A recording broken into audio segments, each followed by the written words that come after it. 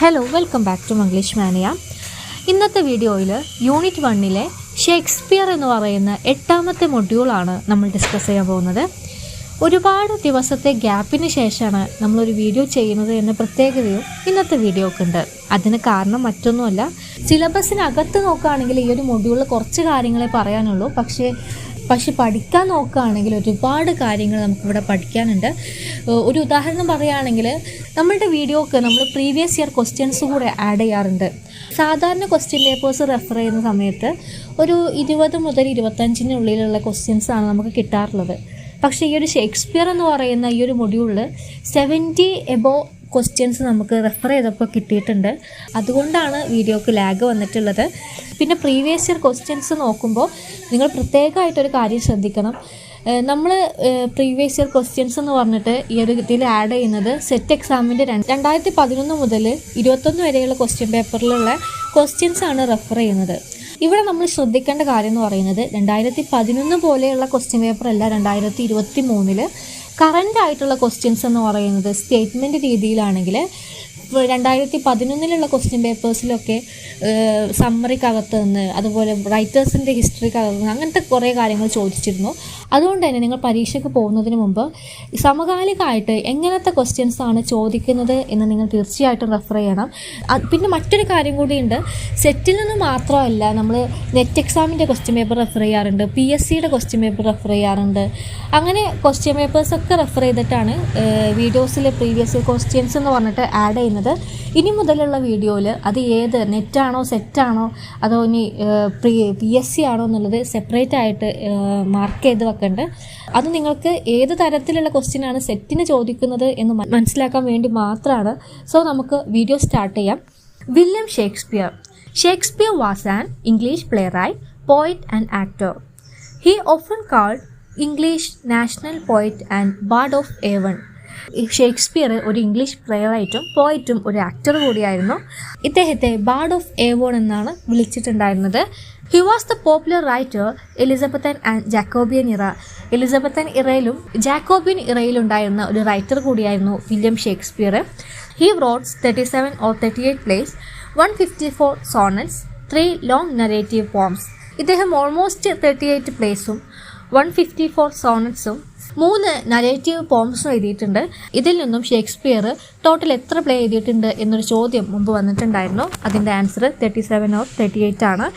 Between 1585 and 1592, he began a successful career in London as an actor, writer and part owner of a playing company called the Lord Chamberlain's Men, later known as King's Men.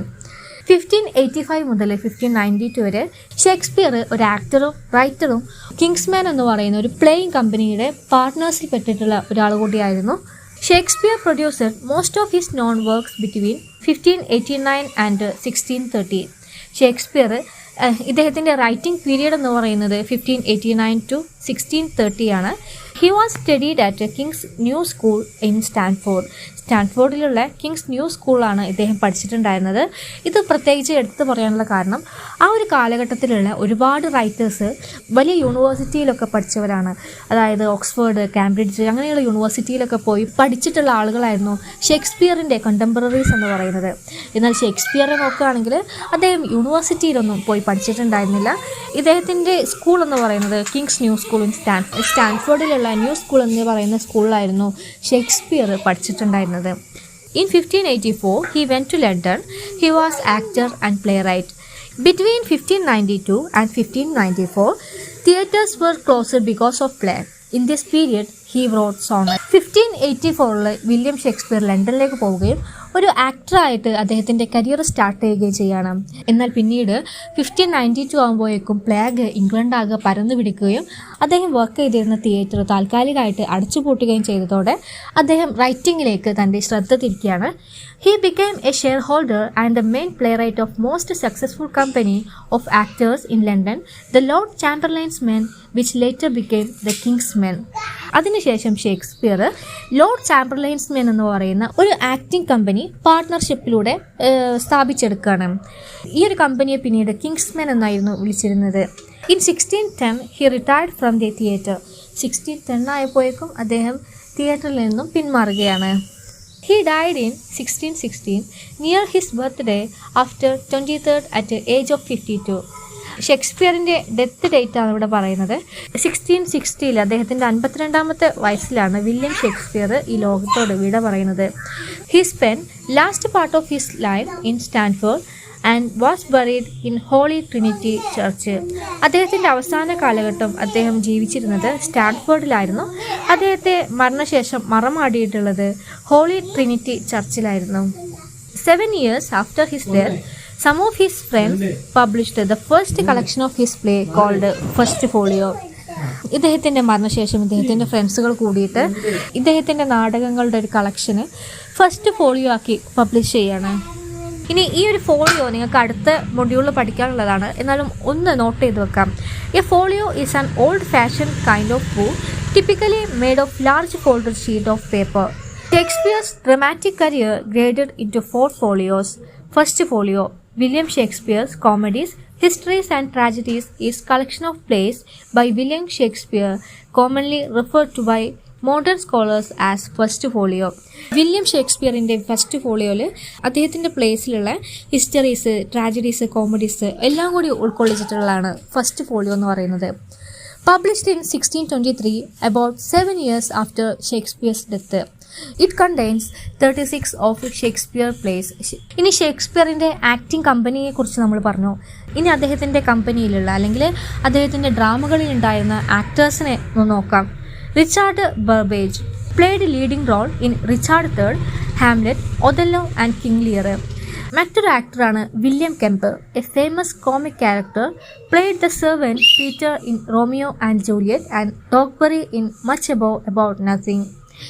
William Kemp ഷേക്സ്പിയറിൻ്റെ കമ്പനിയിലുള്ള ഒരു comic ക്യാരക്ടറാണ്. ഇത് മുമ്പ് question വന്നിട്ടുണ്ടായിരുന്നു. ഷേക്സ്പിയറിൻ്റെ ഡ്രാമയിലെ comic character ആരായിരുന്നു എന്നൊരു ചോദ്യം മുമ്പ് വന്നിട്ടുണ്ടായിരുന്നു. അതിൻ്റെ ആൻസറാണ് വില്യം കെമ്പ്. മറ്റ് ആക്ടേഴ്സാണ് ഹെൻറി കോണ്ടലും അതുപോലെ തന്നെ ജോൺ ഹെമ്മിങ്സും. ഇനി അടുത്തതായിട്ട് ഷേക്സ്പിയറിൻ്റെ ബയോഗ്രഫേഴ്സിനെ നോക്കാം. Biographers of Shakespeare. Nicholas Rowe, Shakespeare's first biographer. ഷേക്സ്പിയറിനെ കുറിച്ച് ആദ്യമായിട്ട് ബയോഗ്രഫി ചെയ്തിട്ടുള്ളത് നിക്കോളാസ് റോ ആണ്. മറ്റ് 2 ബയോഗ്രഫേഴ്സാണ് ജോസഫ് അഡിസണും E.K. ചാമ്പേഴ്സും. ഇത് രണ്ടും മുമ്പ് ക്വസ്റ്റ്യൻ വന്നിട്ടുണ്ടായിരുന്നു. ഇനി അടുത്തതായിട്ട് ഷേക്സ്പിയറിനെ കുറിച്ച് ഓരോ റൈറ്റേഴ്സ് പറഞ്ഞിട്ടുള്ള കോട്ടിങ്സ് നോക്കാം. ഫ്രാൻസിസ് മിയേഴ്സ് പറയുന്നത് England's greatest writer in comedy and tragedy. ഇത് മുമ്പ് ക്വസ്റ്റ്യൻ വന്നിട്ടുണ്ടായിരുന്നു. ഇംഗ്ലണ്ടിൻ്റെ ഗ്രേറ്റസ്റ്റ് റൈറ്റർ എന്ന് ഷേക്സ്പിയറിനെ വിളിച്ചത് ആരാണ് എന്നൊരു ക്വസ്റ്റ്യൻ വന്നിട്ടുണ്ടായിരുന്നു. ജോൺ വിവർ എന്ന് പറയുന്ന മറ്റൊരു റൈറ്റർ പറഞ്ഞിട്ടുള്ളത് ഹണി ടങ്കഡ് ഷേക്സ്പിയർ എന്നാണ്. ബെൻ ജോൺസൺ ഷേക്സ്പിയറിനെ കുറിച്ച് പറഞ്ഞിട്ടുള്ള കാര്യങ്ങൾ വളരെ ഇമ്പോർട്ടൻ്റ് ആണ്. He was not for an age but for all time. Sweet swan of Avon. My Shakespeare rise, I will not lodge thee by Chaucer or Spenser or bid Bowman lie a little further to make thee a Rome. പിന്നെ Ben Jonson ഷേക്സ്പിയറിനെ കുറിച്ച് പറഞ്ഞിട്ടുള്ളതാണ് thou ഹാർട്സ് more Latin and less Greek. ഇതിൽ റെഡിൽ mark ചെയ്തിട്ടുള്ള 3 കൊട്ടേഷൻസും previous year questions ആണ്. ഇനി അടുത്തതായിട്ട് ജോൺ ഡ്രൈഡനെ പറഞ്ഞു നോക്കാം. He was the man who of all modern and perhaps ancient poet had the largest and most comprehensive soul. ഇനി S.T. കോളറിജ് പറഞ്ഞിട്ടുള്ളത് നോക്കുകയാണെങ്കിൽ അവർ മിറൈഡ് മൈൻഡഡ് ഷേക്സ്പിയർ എന്നാണ്. വില്യം ഹാസ്ലിറ്റ് പറഞ്ഞിട്ടുള്ളത് if you wish to know the force of human genius we should read Shakespeare. If you wish to see the insignificance of human learning we may study his commentator. Edward Dowden പറഞ്ഞിട്ടുള്ളത് in his work of Shakespeare a critical study of his mind and art, Dowden divided Shakespeare dramatic career into 4 stage. Edward ഡൗഡന് Shakespeare a critical study of his mind and art എന്ന് പറയുന്ന വർക്കിലൂടെ ഷേക്സ്പിയറിൻ്റെ dramatic കരിയറിനെ 4 സ്റ്റേജാക്കി divide ചെയ്തിട്ടുണ്ട്. ഇതും എനിക്ക് തോന്നുന്നു ഇതൊരു previous year ക്വസ്റ്റ്യനിൽ കണ്ടിട്ടുണ്ടായിരുന്നു. ഇനി T.S. എലിയറ്റ് എന്താണ് പറഞ്ഞത് നോക്കുകയാണെങ്കിൽ we can say of Shakespeare that never has man turned so little knowledge to such great account. George Bernard Shaw പറയുന്നത് Hamlet experience simply could not have happened to a plumber. Elizabeth Barrett Browning പറയുന്നത് the Shakespeare on whose forehead climb the crowns o the world O eye sublime with tears and laughter for all time. John Milton പറയുന്നത് O sweetest Shakespeare fancy's child warble his native wood notes wild. Thomas Moore പറയുന്നത് and one wild Shakespeare following nature's light is worth whole planet filled with stage lights. Ralph Waldo Emerson പറയുന്നത് he breathed upon dead bodies and brought them into life. No sequent centuries could hit orbit and sum of Shakespeare's wit. ഇതിൽ ഒരു important ആയിട്ടുള്ള ഒരു coating ഉണ്ട്. Robert green ഷേക്സ്പിയറിനെ കുറിച്ച് പറഞ്ഞിട്ടുള്ളത്, അത് മുമ്പ് ക്വസ്റ്റ്യൻ ചോദിച്ചിട്ടുള്ളതാണ്. ഇതിൽ ആഡ് ചെയ്യാത്തത് നമ്മൾ യൂണിവേഴ്സിറ്റി വിറ്റ്സിൽ റോബർട്ട് ഗ്രീനിനെ കുറിച്ച് പറഞ്ഞ സമയത്ത് അത് നമ്മൾ ഡീറ്റെയിൽ ആയിട്ട് പറഞ്ഞിട്ടുള്ളതാണ്. റോബർട്ട് ഗ്രീന് ഷേക്സ്പിയറിനെ ക്രോ ആയിട്ടാണ് കമ്പയർ ചെയ്യുന്നത്. അതെന്തുകൊണ്ടാന്ന് വെച്ചാൽ നമുക്കറിയാം ക്രോക്കൊരു സ്വഭാവമുണ്ട്. നമ്മളുടെ കയ്യിലുള്ള സാധനം പിടിച്ചു പറിച്ചത് വായിക്കകത്താക്കുന്ന ഒരു സ്വഭാവം അല്ലെങ്കിൽ ഒരു ടെൻഡൻസി കാക്കകൾക്കുണ്ട്. അപ്പോൾ ഷേക്സ്പിയറിനെ അങ്ങനെ കമ്പയർ ചെയ്യാൻ കാരണം പ്രത്യേകിച്ച് യൂണിവേഴ്സിറ്റിയിലൊന്നും പോവാതെ മറ്റ് റൈറ്റേഴ്സിൻ്റെ വർക്ക്സിൽ നിന്നും ഇൻസ്പയർ ആയിക്കൊണ്ട് അതിൽ നിന്നും സോഴ്സുകൾ എടുത്തുകൊണ്ട് സ്വന്തമായിട്ട് പ്ലേസ് ചെയ്യുന്ന ആളാണ് ഷേക്സ്പിയർ എന്നാണ് റോബർട്ട് ഗ്രീൻ വാദിക്കുന്നത്. അതുകൊണ്ടാണ് റോബർട്ട് ഗ്രീന് ഷേക്സ്പിയറിനെ ആൻ അബ്സ്ട്രാക്റ്റ് ക്രോ എന്ന ഒരു സെൻറ്റൻസ് കൊണ്ട് കോട്ട് ചെയ്യുന്നത്.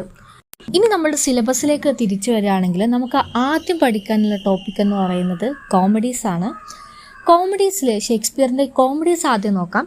All is well, that's ends well, as you like it, the comedy of errors, love's labour's lost, measure for measure, the merchant of Venice, the merry wives of Windsor, a midsummer nights dream, much ado about nothing, the timing of shrew, the tempest, twelfth night. ഇത് രണ്ടും രണ്ട് plays ആണ്.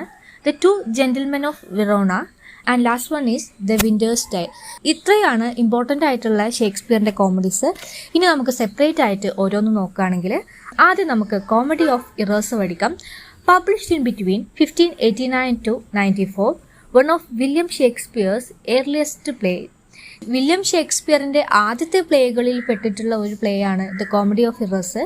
Chronological ഓർഡറിൽ ഷേക്സ്പിയറിൻ്റെ play പഠിക്കണം എന്ന് ആഗ്രഹിക്കുന്നവർക്ക് വേണ്ടിയിട്ട് നമുക്ക് വേണമെങ്കിൽ ഹിസ്റ്ററീസും ട്രാജഡീസും ഒക്കെ ഡിസ്കസ് ചെയ്തതിന് ശേഷം അവസാനം വേണമെങ്കിൽ നമുക്കത് ആഡ് ചെയ്യാവുന്നതാണ്. സോ നമുക്ക് കോമഡി ഓഫ് ഇറേഴ്സിലേക്ക് തന്നെ വരാം. It is also his shortest dramatic work. അദ്ദേഹത്തിൻ്റെ പ്ലേകളിൽ ഏറ്റവും ഷോർട്ടായിട്ടുള്ള പ്ലേ എന്ന് പറയുന്നത് ദ കോമഡി ഓഫ് ഇറേഴ്സ് ആണ്. ഏറ്റവും ലെങ്തി ആയിട്ടുള്ള പ്ലേ എന്ന് പറയുന്നത് ഹാംലെറ്റ് ആണ്. Shakespeare's main source for the comedy of errors was the Menaechmi by Roman comic playwright Plautus. Roman writer ആയിട്ടുള്ള പ്ലോട്ടസ് എഴുതിയിട്ടുള്ള മെനക്കമിയെ ബേസ് ചെയ്തിട്ടാണ് Shakespeare the comedy of errors എന്ന് പറയുന്ന ഡ്രാമ എഴുതിയിട്ടുള്ളത്. It tells the story of two set of tunes who experience a great deal of mistaken identity, causing confusion among themselves and other people. In the end, both sets of students understand what has happened and the family is reunited.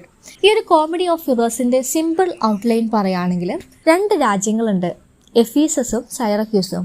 ഈ രണ്ട് രാജ്യങ്ങളും തമ്മിൽ സംഘർഷത്തിലാണ്. ഒരു രാജ്യത്തിലുള്ള ആളുകൾ മറ്റു രാജ്യത്തേക്ക് കടക്കാൻ പാടില്ല എന്നുള്ള നിയമങ്ങളൊക്കെ ഉണ്ടായിരുന്നു. സൈറക്യൂസിലെ ഒരു മെർച്ചൻ്റ് ആയിരുന്നു ഈജിയന്. ഈജിയന് രണ്ട് ഇരട്ടക്കുട്ടികളുണ്ട്. അവരുടെ രണ്ടുപേരും ആൻറ്റിഫെല്ലസ് ആയിരുന്നു. ഇനി കഥയിലേക്ക് വരികയാണെങ്കിൽ മുമ്പൊരിക്കൽ ഈജിയന് അയാളുടെ ഫാമിലിയുമായിട്ട് കടലിലൂടെ സഞ്ചരിക്കുന്ന സമയത്ത് ഒരു കൊടുങ്കാറ്റിൽ പെടുകയും കപ്പൽ തകർന്ന് അദ്ദേഹത്തിൻ്റെ ഫാമിലി സെപ്പറേറ്റ് ആവുകയും ചെയ്യണം. അതായത് അദ്ദേഹത്തിന് അന്ന് രക്ഷിക്കാൻ പറ്റിയിട്ടുണ്ടായിരുന്നത് ഒരു ആൻറ്റിഫെല്ലസിനെ മാത്രമാണ്. മറ്റൊരു ആൻറ്റിഫെല്ലസിനെയും അയാളുടെ വൈഫിനെയും അയാൾക്ക് നഷ്ടപ്പെടുകയും അവർ രക്ഷപ്പെട്ട് എത്തിപ്പെടുന്നത് എഫീസസിലേക്കാണ്. ചുരുക്കത്തിൽ ഒരു ആൻറ്റിഫെല്ലസ് ഈജിയന്റെ കൂടെ സൈറക്യൂസിലാണെങ്കിൽ ഒരു ആൻറ്റിഫെല്ലസ് അയാളുടെ അമ്മയുടെ കൂടെ എഫീസസിലാണ് താമസിക്കുന്നത്. അങ്ങനെ ഇരിക്കെ ഒരു ദിവസം മെർച്ചൻ്റ് ആയിട്ടുള്ള ഈജിയന് എഫീസസിലേക്ക് പോവാണ്. അങ്ങനെ തൻ്റെ അച്ഛൻ പോയിട്ടും കുറേ സമയമായിട്ട് തിരിച്ചു വരാത്തതുകൊണ്ട് തന്നെ ആൻറ്റിഫെല്ലസും അയാളുടെ പുറകെ പോവുകയും എഫീസസിലേക്ക് എത്തിപ്പെടുകയും ചെയ്യാണ്. ഈ ഒരു ഡ്രാമയിലെ ഏറ്റവും വലിയ കോമഡി എന്ന് പറയുന്നത് ഈ ഒരു രണ്ട് ആൻറ്റിഫെല്ലസിനും രണ്ട് സെർവൻസ് ഉണ്ടായിരുന്നു. അവരും ട്വിൻ ബ്രദേഴ്സാണ്. അവരുടെ പേരും സെയിം ആണ്, അതായത് ഡ്രോമിയോ എന്നാണ് അവരുടെ പേര്. അച്ഛനെ തെരഞ്ഞിട്ട് ആൻറ്റിഫെല്ലസ് ഓഫ് സൈറക്യൂസ് എഫീസസിലേക്ക് പോകുമ്പോൾ അയാളുടെ കൂടെ സെർവൻ്റ് ആയിട്ടുള്ള ഡ്രോമിയോ ഓഫ് സൈറക്യൂസിനെ കൊണ്ടുപോകുന്നുണ്ട്. അവിടെ എത്തിയപ്പോഴാണ് അവർ ആൻറ്റിഫലസ് ഓഫ് എഫീസസിനെയും ഡ്രോമിയോ ഓഫ് എഫീസസിനെയും കണ്ടുമുട്ടുകയും ഭയങ്കര കൺഫ്യൂഷനിലേക്ക് ആ ഒരു ഡ്രാമ കൊണ്ടെത്തുകയും ചെയ്യാണ്. അങ്ങനെ കൺഫ്യൂഷനിങ് ആയിട്ടുള്ള വലിയൊരു രംഗങ്ങളൊക്കെ കഴിഞ്ഞതിന് ശേഷം ഡ്രാമയുടെ അവസാനത്തിൽ ഈജിയന് 2 മക്കളെയും ഒരുമിച്ച് കാണുകയും ഇവർ 2 പേരും തൻ്റെ മകനാണ് എന്ന് മനസ്സിലാക്കുകയും തനിക്ക് നഷ്ടപ്പെട്ടു പോയ തൻ്റെ ഭാര്യയും മകനെയും തിരിച്ചു പിടിക്കുന്നതോട് കൂടിയിട്ട് ഈ ഒരു ഡ്രാമ അവസാനിക്കുകയാണ്. ഇനി ക്യാരക്ടേഴ്സ് പറയുകയാണെങ്കിൽ ഈജിയൻ എന്ന് പറയുന്നത് മെർച്ചൻ്റ് ഓഫ് സൈറക്യൂസ് ആണ്. ആൻറ്റിഫലസ് ഓഫ് സൈറക്യൂസ് എന്ന് പറയുന്നത് ഈജിയൻ്റെ കൂടെ സൈറക്യൂസിൽ താമസിക്കുന്ന ഈജിയൻ്റെ മകനാണ്. ആൻറ്റിഫലസ് ഓഫ് എഫീസസ് ഈജിയന് നഷ്ടപോയിട്ടുള്ള മകനാണ്. ഡ്രോമിയോ ഓഫ് സൈറക്യൂസ് എന്ന് പറയുന്നത് ആൻറ്റിഫലസ് ഓഫ് സൈറക്യൂസിൻ്റെ സെർവൻ്റാണ്. Dromio of Ephesus Antipholus of എഫീസസിൻ്റെ സെർവൻ്റാണ്. അഡ്രിയാന എന്ന് പറയുന്നത് ആൻറ്റിഫലസ് ഓഫ് എഫീസസിൻ്റെ ഭാര്യയാണ്. എമിലിയ എന്ന് പറയുന്നത് വൈഫ് ഓഫ് ഈജിയൻ ആണ്. നമ്മളുടെ കഥാനായകൻ്റെ വൈഫാണ് എമിലിയ എന്ന് പറയുന്നത്. ഇനി അടുത്ത ഡ്രാമയിലേക്ക് കടക്കാം. A midsummer nights dream.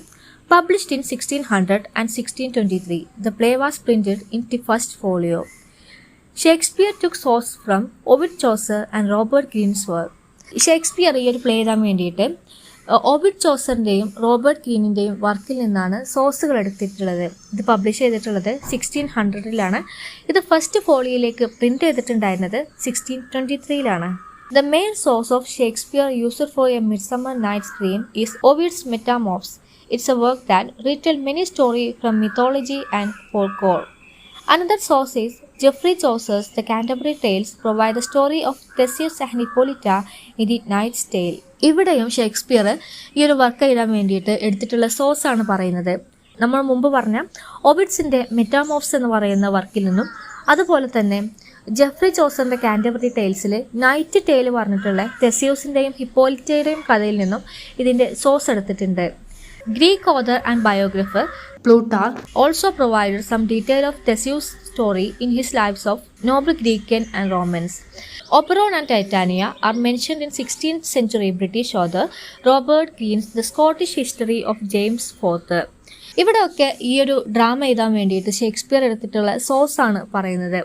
ഇനി നമുക്ക് പ്ലോട്ടിലേക്ക് കിടക്കുകയാണെങ്കിൽ the play is set in Athens and consist of several subplot that revolves around the marriage of Theseus and Hippolyta. One subplot involves a conflict among 4 Athenian lovers. Another follows a group of 6 amateur actors rehearsing the play which they are to perform before the wedding. Both groups find themselves in forests inhabited by fairies who manipulate the human and engaged in their own domestic intrigue. ഇതിൻ്റെ കഥ പറയുകയാണെങ്കിൽ തെസ്യൂസ് എന്ന് പറയുന്നത് ഏതൻസിലെ king ആയിരുന്നു. അദ്ദേഹം Amazonian queen ആയിട്ടുള്ള ഹിപ്പോലിറ്റയെ കല്യാണം കഴിക്കാൻ പോവാണ്. ആ ഒരു വെഡ്ഡിങ്ങിൻ്റെ പ്രിപ്പറേഷനിലാണ് ഏതൻസ്. ഇപ്പോൾ ഇവരുടെ വെഡ്ഡിങ് ഡേയിൽ ആളുകളെ എൻ്റർടൈൻമെൻറ്റ് ചെയ്യാൻ വേണ്ടിയിട്ട് ഒരു ആക്ടേഴ്സിൻ്റെ ട്രൂപ്പ് ഡ്രാമ പ്രാക്ടീസ് ചെയ്തുകൊണ്ടിരിക്കുകയാണ്. ഇത് ഈ ഒരു ഡ്രാമയിലെ ഒരു സബ്പ്ലോട്ടാണ്. ഇനി മറ്റൊരു സബ്പ്ലോട്ട് എന്ന് പറയുന്നത് ഒരു ലവ് ട്രയാങ്കിൾ ആണ്. ലൈസാൻഡർ എന്ന് പറയുന്ന ഏതൻസിലുള്ള ഒരാൾക്ക് ഹെർമിയ എന്ന് പറയുന്ന പെൺകുട്ടിയോടായിരുന്നു ഇഷ്ടം. ഹെർമിയക്ക് ലൈസാൻഡറിനെയും തിരിച്ചിഷ്ടമാണ്. എന്നാൽ ഹെർമിയയുടെ ഫാദർ അവളെ വിവാഹം കഴിക്കാൻ വേണ്ടി കണ്ടെത്തിയിട്ടുള്ള വരൻ എന്ന് പറയുന്നത് ഡിമിട്രിയസ് ആയിരുന്നു. എന്നാൽ ഹെർമിയക്കാണെങ്കിൽ ഡിമിട്രിയസിനെ ഇഷ്ടമല്ല. എന്നാൽ ഹെലന എന്ന് പറയുന്ന ഒരു പെൺകുട്ടിക്ക് ഡിമിട്രിയസിനോടായിരുന്നു ഇഷ്ടം. ഇതിലെ ലവ് ട്രയാങ്കിൾ എന്ന് പറയുന്നത് സിമ്പിളാണ്. ലൈസാൻഡറും ഹെർമിയയും പരസ്പര ഇഷ്ടത്തിലായിരുന്നു. എന്നാൽ ഹെർമിയയ്ക്ക് വേണ്ടിയിട്ട് അവളുടെ അച്ഛനെ കണ്ടെത്തിയിട്ടുള്ള ചെക്കൻ എന്ന് പറയുന്നത് ഡിമിട്രിയസ് ആണ്. എന്നാൽ ഡിമിട്രിയസിനെ ഹെർമിയയ്ക്ക് ഇഷ്ടമായിരുന്നില്ല. ഹെലൻ എന്ന് പറയുന്ന പെൺകുട്ടിക്ക് ഡിമിട്രിയസിനോട് ഭയങ്കര ഇഷ്ടമായിരുന്നു. എന്നാൽ ഡിമിട്രിയസിന് ഹെലനോട് തീരെ ഇഷ്ടമുണ്ടായിരുന്നില്ല. ഇതാണ് ലവ് ട്രയാങ്കിൾ എന്ന് പറയുന്നത്. ഇനി കഥയിലേക്ക് കടക്കാം. ഹെർമിയയുടെ ഫാദർ അവളെ ഡിമിട്രിയസിനെ കൊണ്ട് കല്യാണം കഴിപ്പിക്കണമെന്ന് വാശി പിടിച്ചപ്പോൾ ലൈസാൻഡറും ഹെർമിയയും കൂടെ ആ നാട്ടിൽ നിന്നും ഒളിച്ചോടുകയാണ്. അവർ ഒളിച്ചോടി രക്ഷപ്പെടുന്നത് ഒരു കാട്ടിലേക്കാണ്. അവരുടെ ഒളിച്ചോട്ടത്തെക്കുറിച്ച് അറിഞ്ഞിട്ടുള്ള ഡിമിട്രിയസ് അവരെ ഫോളോ ചെയ്തിട്ട് അവർക്ക് പിറകെ പോവാണ്. ഇത് കണ്ടിട്ടുള്ള ഹെലനയും ഡിമിട്രിയസിൻ്റെ പിറകെ പോവാണ്. ഇവരെല്ലാവരും കൂടെ ചെന്നെത്തുന്നത് ഒരു കാട്ടിലേക്കാണ്. എന്നാൽ ഈ ഒരു കാട്ടിലേക്ക് ഇവർ മാത്രമായിരുന്നില്ല അപ്പോൾ എത്തിയിട്ടുണ്ടായിരുന്നത്. മുമ്പ് നമ്മൾ പറഞ്ഞിരുന്നു ഡ്യൂക്കിൻ്റെ കല്യാണത്തിൻ്റെ പ്രിപ്പറേഷന് വേണ്ടിയിട്ട് ഡ്രാമ പ്രാക്ടീസ് ചെയ്യാൻ വേണ്ടി കുറച്ച് ആക്ടേഴ്സ് പ്രാക്ടീസ് ചെയ്യുന്നുണ്ടെന്നുള്ളത്. അവർ എത്തിയിട്ടുള്ളത് ഈ ഒരു കാട്ടിലേക്കായിരുന്നു. ഈ ഒരു കാടെന്ന് പറയുന്നത് ഒരു ഫെയറി ലാൻഡാണ്. അവിടുത്തെ കിങ് ആയിരുന്നു ഒബറോണ്. ഒബറോണിൻ്റെ വൈഫാണ് ടൈറ്റാനിയ. ഇവരിപ്പോൾ അങ്ങോട്ട് എത്തിയ സമയത്ത് ഒബറോണും ടൈറ്റാനിയും തമ്മിൽ ചെറിയ സൗന്ദര്യപ്പണക്കത്തിലാണ്. അത് മാറ്റാൻ വേണ്ടിയിട്ട് ഒബറോൺ എന്ത് ചെയ്യും, ഒരു കാര്യസ്ഥനായിട്ടുള്ള പക്കിനോട് പറയും, ഒരു ചെടിയില്ല, ഒരു അത്ഭുതം മരുന്നുള്ള ചെടി, അത് കൊണ്ടുവന്നിട്ട് അതിന് ഈ ടൈറ്റാനിയയുടെ കണ്ണിൽ ഒഴിക്കണം എന്ന് പറഞ്ഞിട്ട് പക്കിനെ പറഞ്ഞേക്കാണ്. ആ ഒരു ചെടിയുടെ പ്രത്യേകത എന്ന് പറയുന്നത്, നമ്മൾ ഉറങ്ങുന്ന സമയത്ത് നമ്മുടെ കണ്ണിൽ ഒഴിച്ച് നമ്മൾ ഉണർന്ന് എണീക്കുമ്പോൾ നമ്മൾ ആരെയാണോ ആദ്യം കാണുന്നത് അവരോട് ഇഷ്ടം തോന്നുന്നു എന്നുള്ളതാണ് ആ ഒരു ചെടിയുടെ പ്രത്യേകത. ഒബറോൺ ഇവിടെ ഉദ്ദേശിക്കുന്നത് ടൈറ്റാനിയ മരുന്ന് ഒഴിച്ചിട്ട് ആദ്യം തന്നെ കാണുകയാണെങ്കിൽ തന്നോട് ഇഷ്ടം തോന്നും എന്ന് വിചാരിച്ചിട്ടാണ് ആ ഒരു മരുന്ന് പക്കിനെ കൊണ്ട് അയാൾ കൊണ്ടുവരുത്തിക്കുന്നത്. എന്നാൽ പക്ക് ചെയ്യുന്നത് എന്താണെന്ന് വെച്ചാൽ എല്ലാവരുടെ കണ്ണിലും ഇങ്ങനെ പോയിട്ട് ഇത് ഒഴിപ്പിക്കും. അങ്ങനെ ലൈസാൻഡറിന്റെ കണ്ണിൽ ഇത് ഒഴിച്ച് അയാൾ എണീക്കുമ്പോൾ അയാൾ കാണുന്ന ഹെലനയോട് അയാൾക്ക് ഇഷ്ടം തോന്നും. അതുപോലെ തന്നെ ഡിമിട്രിയസ് ആണെങ്കിൽ എണീക്കുമ്പോൾ കാണുന്നത് ഹെലനയായിരുന്നു. അങ്ങനെ എല്ലാവരുടെയും ഇഷ്ടമൊക്കെ അങ്ങോട്ടും ഇങ്ങോട്ടൊക്കെ തലതിരിഞ്ഞ് ലാസ്റ്റ് അങ്ങനെ ഡ്രാമയുടെ അവസാനത്തിൽ ഡിമിട്രിയസിന് ഹെലനയോട് തന്നെ ഇഷ്ടം തോന്നുന്നു. ലൈസാൻഡറും ഹെർമിയയും പഴയ പോലെ ഒന്നിക്കുന്നു. അങ്ങനെ ഒരു ഹാപ്പി എൻഡിങ്ങിലാണ് ഈ ഒരു ഡ്രാമ അവസാനിക്കുന്നത്.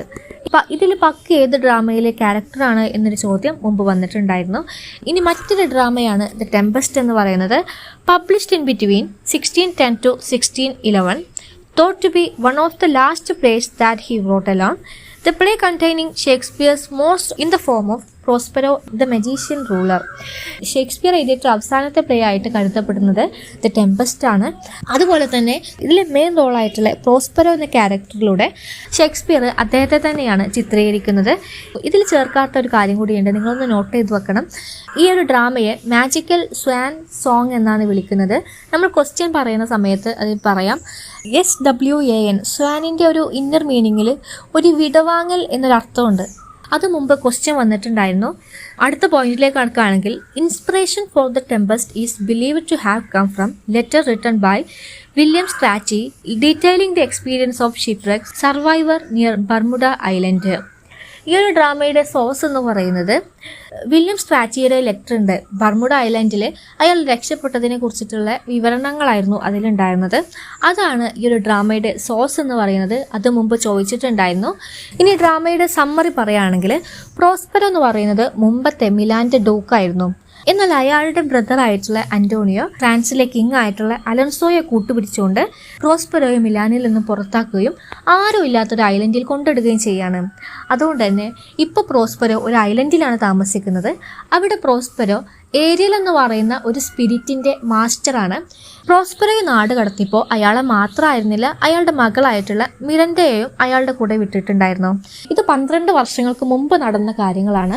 ഈ ഒരു ഡ്രാമ നടക്കുമ്പോൾ ഇയാളെ തൻ്റെ നാട്ടിൽ നിന്നും ഓടിപ്പിച്ചിട്ടുള്ള തൻ്റെ ബ്രദറും കിങ്ങും അടക്കമുള്ള ആളുകൾ ഒരുമിച്ചൊരു കപ്പൽ യാത്ര പോകുന്നുണ്ട് എന്ന് മനസ്സിലാക്കിയിട്ടുള്ള പ്രോസ്പെറോ ഏരിയലിനെ വിളിപ്പിച്ച് ഒരു കൊടുങ്കാറ്റ് വർഷിപ്പിച്ച് അവരുടെ ഷിപ്പ് തകർക്കാനും അവരെല്ലാവരെയും ഈ ഒരു ഐലൻഡിലേക്ക് തിരിച്ചു കൊണ്ടുവരാനും പ്രോസ്പെറോ ആജ്ഞാപിക്കുകയാണ്. അങ്ങനെ ഇത് കേട്ടിട്ടുള്ള ഏരിയയിൽ ആ ഒരു കപ്പലിനകത്തുള്ള പ്രോസ്പെറയുടെ ബ്രദറായിട്ടുള്ള അന്റോണിയോയെയും ഫ്രാൻസിലെ കിങ് ആയിട്ടുള്ള അലൻസോയെയും അലൻസോയുടെ മകനായിട്ടുള്ള ഫെർഡിനൻഡിനെയും അലൻസോയുടെ കാര്യസ്ഥന്മാരായിട്ടുള്ള സെബാസ്റ്റിനെയും ഗൊൻസാലോയെയും സ്റ്റിഫാനെയും ട്രിങ്കിലോ എന്നീ ആളുകളെയെല്ലാം ആ ഒരു കപ്പൽ തകർത്തുകൊണ്ട് ഈ ഒരു ഐലൻഡിലേക്ക് തിരിച്ചു കൊണ്ടുവരികയാണ്. ഈ ഏരിയയിൽ കൊണ്ടുവരുമ്പോൾ ഇവരെല്ലാവരെയും സെപ്പറേറ്റ് ആയിട്ടുള്ള സ്ഥലങ്ങളിലേക്കാണ് കൊണ്ടെത്തിക്കുന്നത്. അങ്ങനെ ഇവർ ഉറക്കത്തിൽ നിന്നും എണീക്കുന്ന സമയത്ത് ഇവരെല്ലാവരും ഓരോരോ സ്ഥലത്താണ്. അങ്ങനെ മയക്കത്തിൽ നിന്നും എണീറ്റിട്ടുള്ള ഫെർഡിനൻഡ് മിറൻഡയെ കാണാണ്. മിറൻഡയെ കാണുമ്പോൾ ഇവർ തമ്മിൽ ഇഷ്ടത്തിലാവുന്നു. എന്നാൽ പ്രോസ്പെറോക്ക് അറിയാം ഇത് തൻ്റെ എതിരാളിയുടെ മകനാണെന്നുള്ളത്. അതുകൊണ്ട് തന്നെ പ്രോസ്പെറോ അയാളെ കൊണ്ട് നല്ല പണിയെടുപ്പിക്കുന്നുണ്ട്. എന്നാൽ ഫെർഡിനൻഡ് താനൊരു രാജകുമാരനാണ് എന്നൊന്നും വെളിപ്പെടുത്താതെ ആ ഒരു ആജ്ഞകളൊക്കെ സ്വീകരിക്കുകയാണ് ചെയ്യുന്നത്. ഏരിയയിൽ എന്താ ചെയ്യുന്നത് വെച്ചാൽ ഓരോ ആളുകളുടെ ചെവിയിലും സീക്രട്ടായിട്ട് അവർ ചെയ്ത പാപങ്ങൾ ഇങ്ങനെ പറഞ്ഞുകൊണ്ടിരിക്കുകയാണ്. 12 വർഷങ്ങൾക്ക് മുമ്പ് നിങ്ങൾ നിങ്ങളുടെ സഹോദരനായിട്ടുള്ള പ്രോസ്പെറോയെ നിങ്ങൾ അങ്ങനെ ചെയ്തില്ലേ എന്ന് പറഞ്ഞിട്ട് അന്റോണിയയുടെ ചെവിയിൽ മന്ത്രിക്കുകയാണ്. ഇത് കേട്ടിട്ടുള്ള അന്റോണിയയ്ക്ക് കുറ്റബോധം തോന്നുന്നു. അതുപോലെ തന്നെ അലൻസോയുടെ ചെവിയിലും നിങ്ങൾ അന്റോണിയയുടെ വാക്ക് കേട്ടിട്ട് പ്രോസ്പെറോയെ ഈ നാട് കടത്തിയില്ലേ എന്നൊക്കെ പറഞ്ഞ് അലൻസോയുടെ ചെവിയിൽ മന്ത്രിക്കുകയാണ്.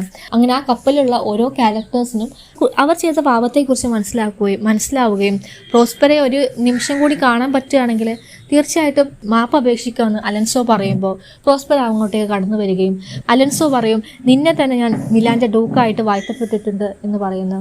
ആ ഒരു സമയത്ത് മിറൻഡയും ഫെർഡിനൻഡും അങ്ങോട്ടേക്ക് കടന്നു വരികയും ഇവരുടെ ഇഷ്ടം അലൻസോയോട് തുറന്നു പറയുമ്പോൾ അവരുടെ മാരേജ് ഡിക്ലെയർ ചെയ്യുകയും ചെയ്യാണ്. ഇതാണ് ടെമ്പസ്റ്റിൻ്റെ സ്റ്റോറി എന്ന് പറയുന്നത്. ഇനി ക്യാരക്ടേഴ്സ് നോക്കുകയാണെങ്കിൽ പ്രോസ്പെറോ എന്ന് പറയുന്നത് മിലാന്റെ ഫോർമർ ഡൂക്കായിരുന്നു, അതുപോലെ തന്നെ മിറൻഡയുടെ ഫാദറാണ്. ഇത് മുമ്പ് ക്വസ്റ്റ്യൻ വന്നിട്ടുണ്ടായിരുന്നു. മിറൻഡ എന്ന് പറയുന്നത് ഡോട്ടർ ഓഫ് പ്രോസ്പെറോയും അതുപോലെ തന്നെ ഫെർഡിനൻഡിന്റെ ലവറും കൂടിയാണ്. ഏരിയൽ എന്ന് പറയുന്നത് പ്രോസ്പെറോയുടെ സ്പിരിറ്റ് ഹെൽപ്പറാണ്. പ്രോസ്പെറോ ഇപ്പോൾ താമസിക്കുന്ന ഐലൻഡ് മുമ്പ് ഭരിച്ചിട്ടുണ്ടായിരുന്നത് സിക്കോറാക്സ് എന്ന് പറയുന്ന ഒരാളായിരുന്നു. ഈ സിക്കോറാക്സിന്റെ മകനാണ് കാലിബാൻ എന്ന് പറയുന്നത്. ഈ സിക്കോറാക്സിന്റെ അടുത്ത് നിന്നും ഏരിയലിനെ മോചിപ്പിച്ചിട്ടുണ്ടായിരുന്നത് പ്രോസ്പെറോയാണ്. അങ്ങനെയാണ് പ്രോസ്പെറോ ഏരിയലിന്റെ മാസ്റ്റർ ആയിട്ടുള്ളത്. ഫെർഡിനൻഡ് എന്ന് പറയുന്നത് അലൻസോയുടെ മകനാണ്, അതുപോലെ തന്നെ മിറൻഡയുടെ ലവറാണ്. അലൻസോ എന്ന് പറയുന്നത് കിങ് ഓഫ് ഫ്രാൻസ് ആണ്. അന്റോണിയോ എന്ന് പറയുന്നത് പ്രോസ്പെറോയുടെ ബ്രദറാണ്. സെബാസ്റ്റ്യൻ എന്ന് പറയുന്നത് ഇവരുടെ ഒരു ഹെൽപ്പറാണ്. ഗൊൺസാലോ എന്ന് പറയുന്നത് അലൻസോയുടെ മന്ത്രിയാണ്. സ്റ്റിഫാനോയും ട്രിങ്കുലോയും ഒരു കോമിക് ആയിട്ടുള്ള ക്യാരക്ടേഴ്സാണ്. ഇനി അടുത്ത പ്ലേ ആണ് all is well that's ends well, published in first folio in 1623. The play is based on Boccaccio's Decameron. ബൊക്കാസിയോയുടെ ഡെക്കാമറോൺ ബേസ് ചെയ്തിട്ടാണ് all is well that's ends well എന്ന് പറയുന്ന ഡ്രാമ ഷേക്സ്പിയർ എഴുതിയിട്ടുള്ളത്. A woman is given in marriage to the man she belong for, but because she is of lower rank, he refuses to accept the marriage. It becomes her challenge. Win his acceptance, Helen, the daughter of dead physician, secretly love Bertram, the Count of Rosalind's son. ഈ all is well that's ends well എന്ന് പറയുന്ന ഡ്രാമയുടെ തുടക്കം പറയുകയാണെങ്കിൽ റോസലിനിലെ count മരിച്ചതുകൊണ്ട് തന്നെ അദ്ദേഹത്തിന്റെ മകനായിട്ടുള്ള ബെട്രാമും അവന്റെ അമ്മയും അതിന്റെ സങ്കടത്തിൽ കഴിയാണ്. ബെട്രാമിന്റെ അച്ഛന് വർക്ക് ചെയ്തിരുന്നത് ഫ്രാൻസിലെ കിങ്ങിന്റെ കൊട്ടാരത്തിലായിരുന്നു. ഇപ്പോൾ അദ്ദേഹം മരിച്ചതുകൊണ്ട് തന്നെ ബെട്രാമിനാണ് ആ പൊസിഷൻ ഇപ്പം കിട്ടിയിട്ടുള്ളത്. അതുകൊണ്ട് ബെട്രാം ഫ്രാൻസിലെ കിങ്ങിന്റെ കൊട്ടാരത്തിലേക്ക് പോകാനുള്ള ഒരുക്കം കൂടിയാണ് ഡ്രാമയുടെ തുടക്കം കാണിക്കുന്നത്. അതിന്റെ സങ്കടത്തിലായിരുന്നു ബെട്രാമിന്റെ അമ്മയും ഹെലൻ എന്ന് പറയുന്ന പെൺകുട്ടിയും. ഹെലൻ എന്ന് പറയുന്നത് ബെട്രാമിനെ അഗാധമായിട്ട് പ്രണയിക്കുന്ന ഒരു പെൺകുട്ടിയാണ്. അവളുടെ അച്ഛനെന്ന് പറയുന്നത് ഫേമസ് ആയിട്ടുള്ള ഒരു ഫിസിഷ്യൻ ആയിരുന്നു. പക്ഷെ ഇപ്പോൾ ആൾ മരിച്ചിട്ടുണ്ട്. ലോ സോഷ്യൽ സ്റ്റാറ്റസിൽ നിന്നും വരുന്ന കുട്ടിയാണ് ഹെലൻ എന്ന് പറയുന്നത്. ഹെലന്റെ ഇഷ്ടം ബെട്രാമിനെ അറിയാവുന്നുണ്ടെങ്കിലും അവൾ താഴ്ന്ന കുടുംബത്തിൽ നിന്ന് വന്നതുകൊണ്ട് തന്നെ ബെട്രാമിന് ഹെലനോട് ഒരു താല്പര്യം ഉണ്ടായിരുന്നില്ല. പിന്നെ നമ്മൾ കാണുന്നത് ബെട്രാം ഫ്രാൻസിലെ കിങ്ങിന്റെ കൊട്ടാരത്തിലേക്ക് പോവാണ്. ഇവൻ പോയതിന് പിന്നാലെയായിട്ട് ഹെലനും അങ്ങോട്ടേക്ക് പോകുന്നുണ്ട്. അവിടെ ആ കൊട്ടാരത്തിലേക്ക് അവൾ കയറി പറ്റുന്നത് കിങ് ഓഫ് ഫ്രാൻസിന് ഒരു രോഗം ഉണ്ടായിരുന്നു. ഒരുപാട് ഡോക്ടേഴ്സിന്റെ ചികിത്സ ഒന്നും ഫലിക്കാതെ എല്ലാവരും ഒഴിവാക്കിയിട്ടുള്ള കേസായിരുന്നു ഈ രാജാവിന്റെ രോഗം എന്ന് പറയുന്നത്. അങ്ങനെ ഹെലനെ ഒന്ന് ട്രൈ ചെയ്യുകയും ഞാൻ നിങ്ങളുടെ രോഗം മാറ്റാൻ വേണ്ടി വന്നതാണെന്ന് പറയുമ്പോൾ രാജാവ് എന്ത് ചെയ്യാണ്, അവളെ കളിയാക്കുകയാണ്. ഇത്രയും പ്രശസ്തമായിട്ടുള്ള ഡോക്ടേഴ്സ് പലരും നോക്കിയിട്ടും മാറ്റാൻ പറ്റാത്ത രോഗം നിനക്ക് മാറ്റാൻ പറ്റില്ല എന്ന് പറഞ്ഞ് ഹെലനെ തരം താഴ്ത്തുമ്പോൾ അവൾ പറയും, ഞാൻ നിങ്ങളുടെ രോഗം മാറ്റി തന്നിട്ടില്ല എന്നുണ്ടെങ്കിൽ നിങ്ങൾ എൻ്റെ ജീവൻ എടുത്തോളൂ എന്ന് പറഞ്ഞിട്ട് രാജാവിനെ ചലഞ്ച് ചെയ്യാണ്. അങ്ങനെ രാജാവ് പറയും, അങ്ങനെ നീ എൻ്റെ രോഗം മാറ്റുകയാണെങ്കിൽ ഈ കോർട്ടിൽ നീ ചൂണ്ടിക്കാണിക്കുന്ന ഒരാളെ നിനക്ക് വിവാഹം കഴിച്ചു തരും എന്ന് രാജാവ് അവൾക്ക് വാക്ക് കൊടുക്കുകയാണ്. അങ്ങനെ രാജാവിൻ്റെ ചികിത്സ തുടങ്ങുകയും ഹെലൻ അവളുടെ അച്ഛൻ ഉണ്ടാക്കിയിട്ടുള്ള ഒരു സീക്രട്ട് മെഡിസിന് രാജാവിന് നൽകി ആ രോഗം മാറ്റുകയാണ്. അങ്ങനെ രാജാവ് തൻ്റെ വാക്ക് പാലിക്കുകയും അവളോട് തൻ്റെ കോർട്ടിലുള്ള ഒരാളെ ചൂസ് ചെയ്യുകയാണെങ്കിൽ അവനെ മാരേജ് ചെയ്തു തരാമെന്ന് പറയുമ്പോൾ ഹെലന് ബെട്രാമിനെ ചൂസ് ചെയ്യാണ്. ബെട്രാം ആണെങ്കിൽ രാജാവിൻ്റെ വാക്ക് ലംഘിക്കാനും വയ്യ, എന്നാൽ ഹെലനെ ഇട്ട് കെട്ടാനും വയ്യ. അങ്ങനെ ഒരു അവസ്ഥയിലായിരുന്നു. എന്നാലും രാജാവിനെ ധിക്കരിക്കാൻ വയ്യാത്തതുകൊണ്ട് തന്നെ ഹെലനെ അയാൾ അവിടെ വെച്ചിട്ട് കല്യാണം കഴിച്ചിട്ട് പെട്ടെന്ന് ഒരു യുദ്ധത്തിന് പോകാനുണ്ടെന്ന് പറഞ്ഞ് അവിടെ നിന്ന് നാട് വിടുകയാണ്. പിന്നീട് ഹെലൻ നാട്ടിലേക്ക് തിരിച്ചു പോകുന്നുണ്ട്. തിരിച്ച് വീട്ടിലെത്തിയപ്പോൾ ഹെലന് കിട്ടുന്ന കത്തിൽ ഇങ്ങനെയാണ് പറയുന്നത്, ഞാൻ നിനക്ക് 2 ചലഞ്ച് തരാം, അതിൽ നിന്ന് വിജയിക്ക് മാത്രമാണെങ്കിൽ ഞാൻ നിന്നെ ഒരു ഭാര്യയായിട്ട് അംഗീകരിക്കൂ എന്നുള്ളൊരു കാര്യമായിരുന്നു ആ കത്തിൽ പറഞ്ഞിരുന്നത്. ആ ചലഞ്ചുകൾ ഒന്നിങ്ങനെയാണ്, ബെട്രാമിൻ്റെ വിരലിൽ ഒരു ഫാമിലി റിംഗ് ഉണ്ട്, അത് ഇവൻ്റെ കയ്യിൽ നിന്നും ഇവൾ സ്വന്തമാക്കണം. 2 ഇവൻ്റെ കുഞ്ഞിനെ ഇവൾ വയറ്റിൽ ചുമക്കണം. 2ഉം ഹെലനെ സംബന്ധിച്ചിടത്തോളം ഒരിക്കലും സാധിച്ചെടുക്കാൻ പറ്റാത്ത കാര്യമായിരുന്നു. എന്നാലും ഹെലൻ എന്ത് ചെയ്യുന്നില്ല, അവനെ വിട്ടുകളയാൻ തയ്യാറാവുന്നില്ല. ഹെലൻ എന്ത് ചെയ്യും, ആ ചലഞ്ച് ഏറ്റെടുക്കുകയും അങ്ങനെ ബെട്രാമിനെ ഫോളോ ചെയ്തുകൊണ്ട് അയാൾ പോയ സ്ഥലത്തേക്ക് ഹെലനും പോവാണ്. അവിടെ വെച്ചിട്ട് അവൾ മനസ്സിലാക്കും ബെട്രാം ഇപ്പോൾ ഡയാന എന്ന് പറയുന്ന ഒരു പെൺകുട്ടിയുടെ പിന്നാലെ നടക്കുകയാണെന്നുള്ളത് അവൾ മനസ്സിലാക്കും. എന്നാൽ ഡയാനക്കാണെങ്കിൽ അവനോട് പ്രത്യേക താല്പര്യമൊന്നും ഉണ്ടായിരുന്നില്ല. ഇത് മനസ്സിലാക്കിയിട്ടുള്ള ഹെലന് ഡയാനയുടെ അടുത്തേക്ക് പോയിട്ട് അയാളുടെ ഭാര്യയാണ്, തന്നെ സഹായിക്കണം, ഇങ്ങനെ ഒരു ചലഞ്ചൊക്കെ ഉണ്ട് എന്ന് പറയുമ്പോൾ ഡയാന എന്ത് ചെയ്യും, അവളെ ഹെൽപ്പ് ചെയ്യാൻ പോവാണ്. ഡയാന ബെട്രാമിൻ്റെ അടുത്തേക്ക് പോകുമ്പോൾ ബെട്രാം പറയും, ഞാൻ നിനക്ക് വേണ്ടിയിട്ട് കാത്തിരിക്കുകയാണ്, നീ ഇന്ന് രാത്രി എൻ്റെ കൂടെ കിടക്കണം എന്ന് പറയുമ്പോൾ ഡയാന എന്ത് ചെയ്യാണ്, അതിന് സമ്മതിക്കുകയാണ്. അങ്ങനെ രാത്രിയായി. അങ്ങോട്ടേക്ക് ഡയാന കടന്നു ചെന്നിട്ട് അവൾ ബെട്രാമിനോട് പറയും, ഞാൻ നിങ്ങളുടെ കൂടെ കിടക്കാം, പക്ഷെ നിങ്ങളുടെ കയ്യിലുള്ള മോതിരം എനിക്ക് തരികയാണെങ്കിൽ മാത്രമേ ഞാൻ അതിന് വഴങ്ങുള്ളൂ എന്ന് പറയുമ്പോൾ ബെട്രാമ കരുതും, ഡയാന എൻ്റെ ഭാവി വധു ആവാനുള്ളവളല്ലേ, എന്തായാലും അവൾക്ക് കൊടുക്കാം എന്ന് കരുതിയിട്ട് ബെട്രാം എന്ത് ചെയ്യും, ആ മോതിരം അവൾക്ക് കൊടുക്കുകയാണ്. അങ്ങനെ അത് കിട്ടിയിട്ടുള്ള ഡയാന ആ റൂമിലേക്ക് ഹെലനെ പറഞ്ഞയക്കുകയും അവരിരുവരും റിലേഷനിലാവുകയും ഹെലന് ആ മോതിരം കൈക്കലാക്കുകയും ചെയ്യാണ്. എന്നിട്ട് അവൾ തിരിച്ച് നാട്ടിലെത്തിയിട്ട് ഹെലൻ മരിച്ചു എന്നൊരു വാർത്ത അവൾ തന്നെ സ്വയം പ്രചരിപ്പിക്കുകയാണ്. ഇത് കേട്ട ബെട്രാം കിങ്ങിന്റെ കൊട്ടാരത്തിലേക്ക് തന്നെ തിരിച്ചു വരികയാണ്. ഇനി ഏതായാലും നിന്റെ ഭാര്യ മരിച്ചില്ല, നീ ഒരു പെൺകുട്ടി എന്തായാലും കല്യാണം കഴിക്കണം എന്ന് പറയുമ്പോൾ രാജാവ് പറഞ്ഞിട്ടുള്ള ഒരു പെൺകുട്ടി അയാൾ കല്യാണം കഴിക്കാൻ പോവാണ്. ആ സമയത്ത് ഡയാന അങ്ങോട്ടേക്ക് കടന്നു വന്നിട്ട് പറയും, ഇയാൾ എന്നെ വിവാഹം ചെയ്യാമെന്ന് പറഞ്ഞ് വാഗ്ദാനം ചെയ്തിട്ട് പറ്റിച്ചു കളഞ്ഞതാണ് എന്ന് പറയുമ്പോൾ രാജാവിന് എന്തോ സംശയം തോന്നും. ആ സമയത്താണ് ബെട്രാമിൻ്റെ കയ്യിലുള്ള മോതിരത്തെ കുറിച്ചിട്ട് രാജാവ് അറിയുന്നത്.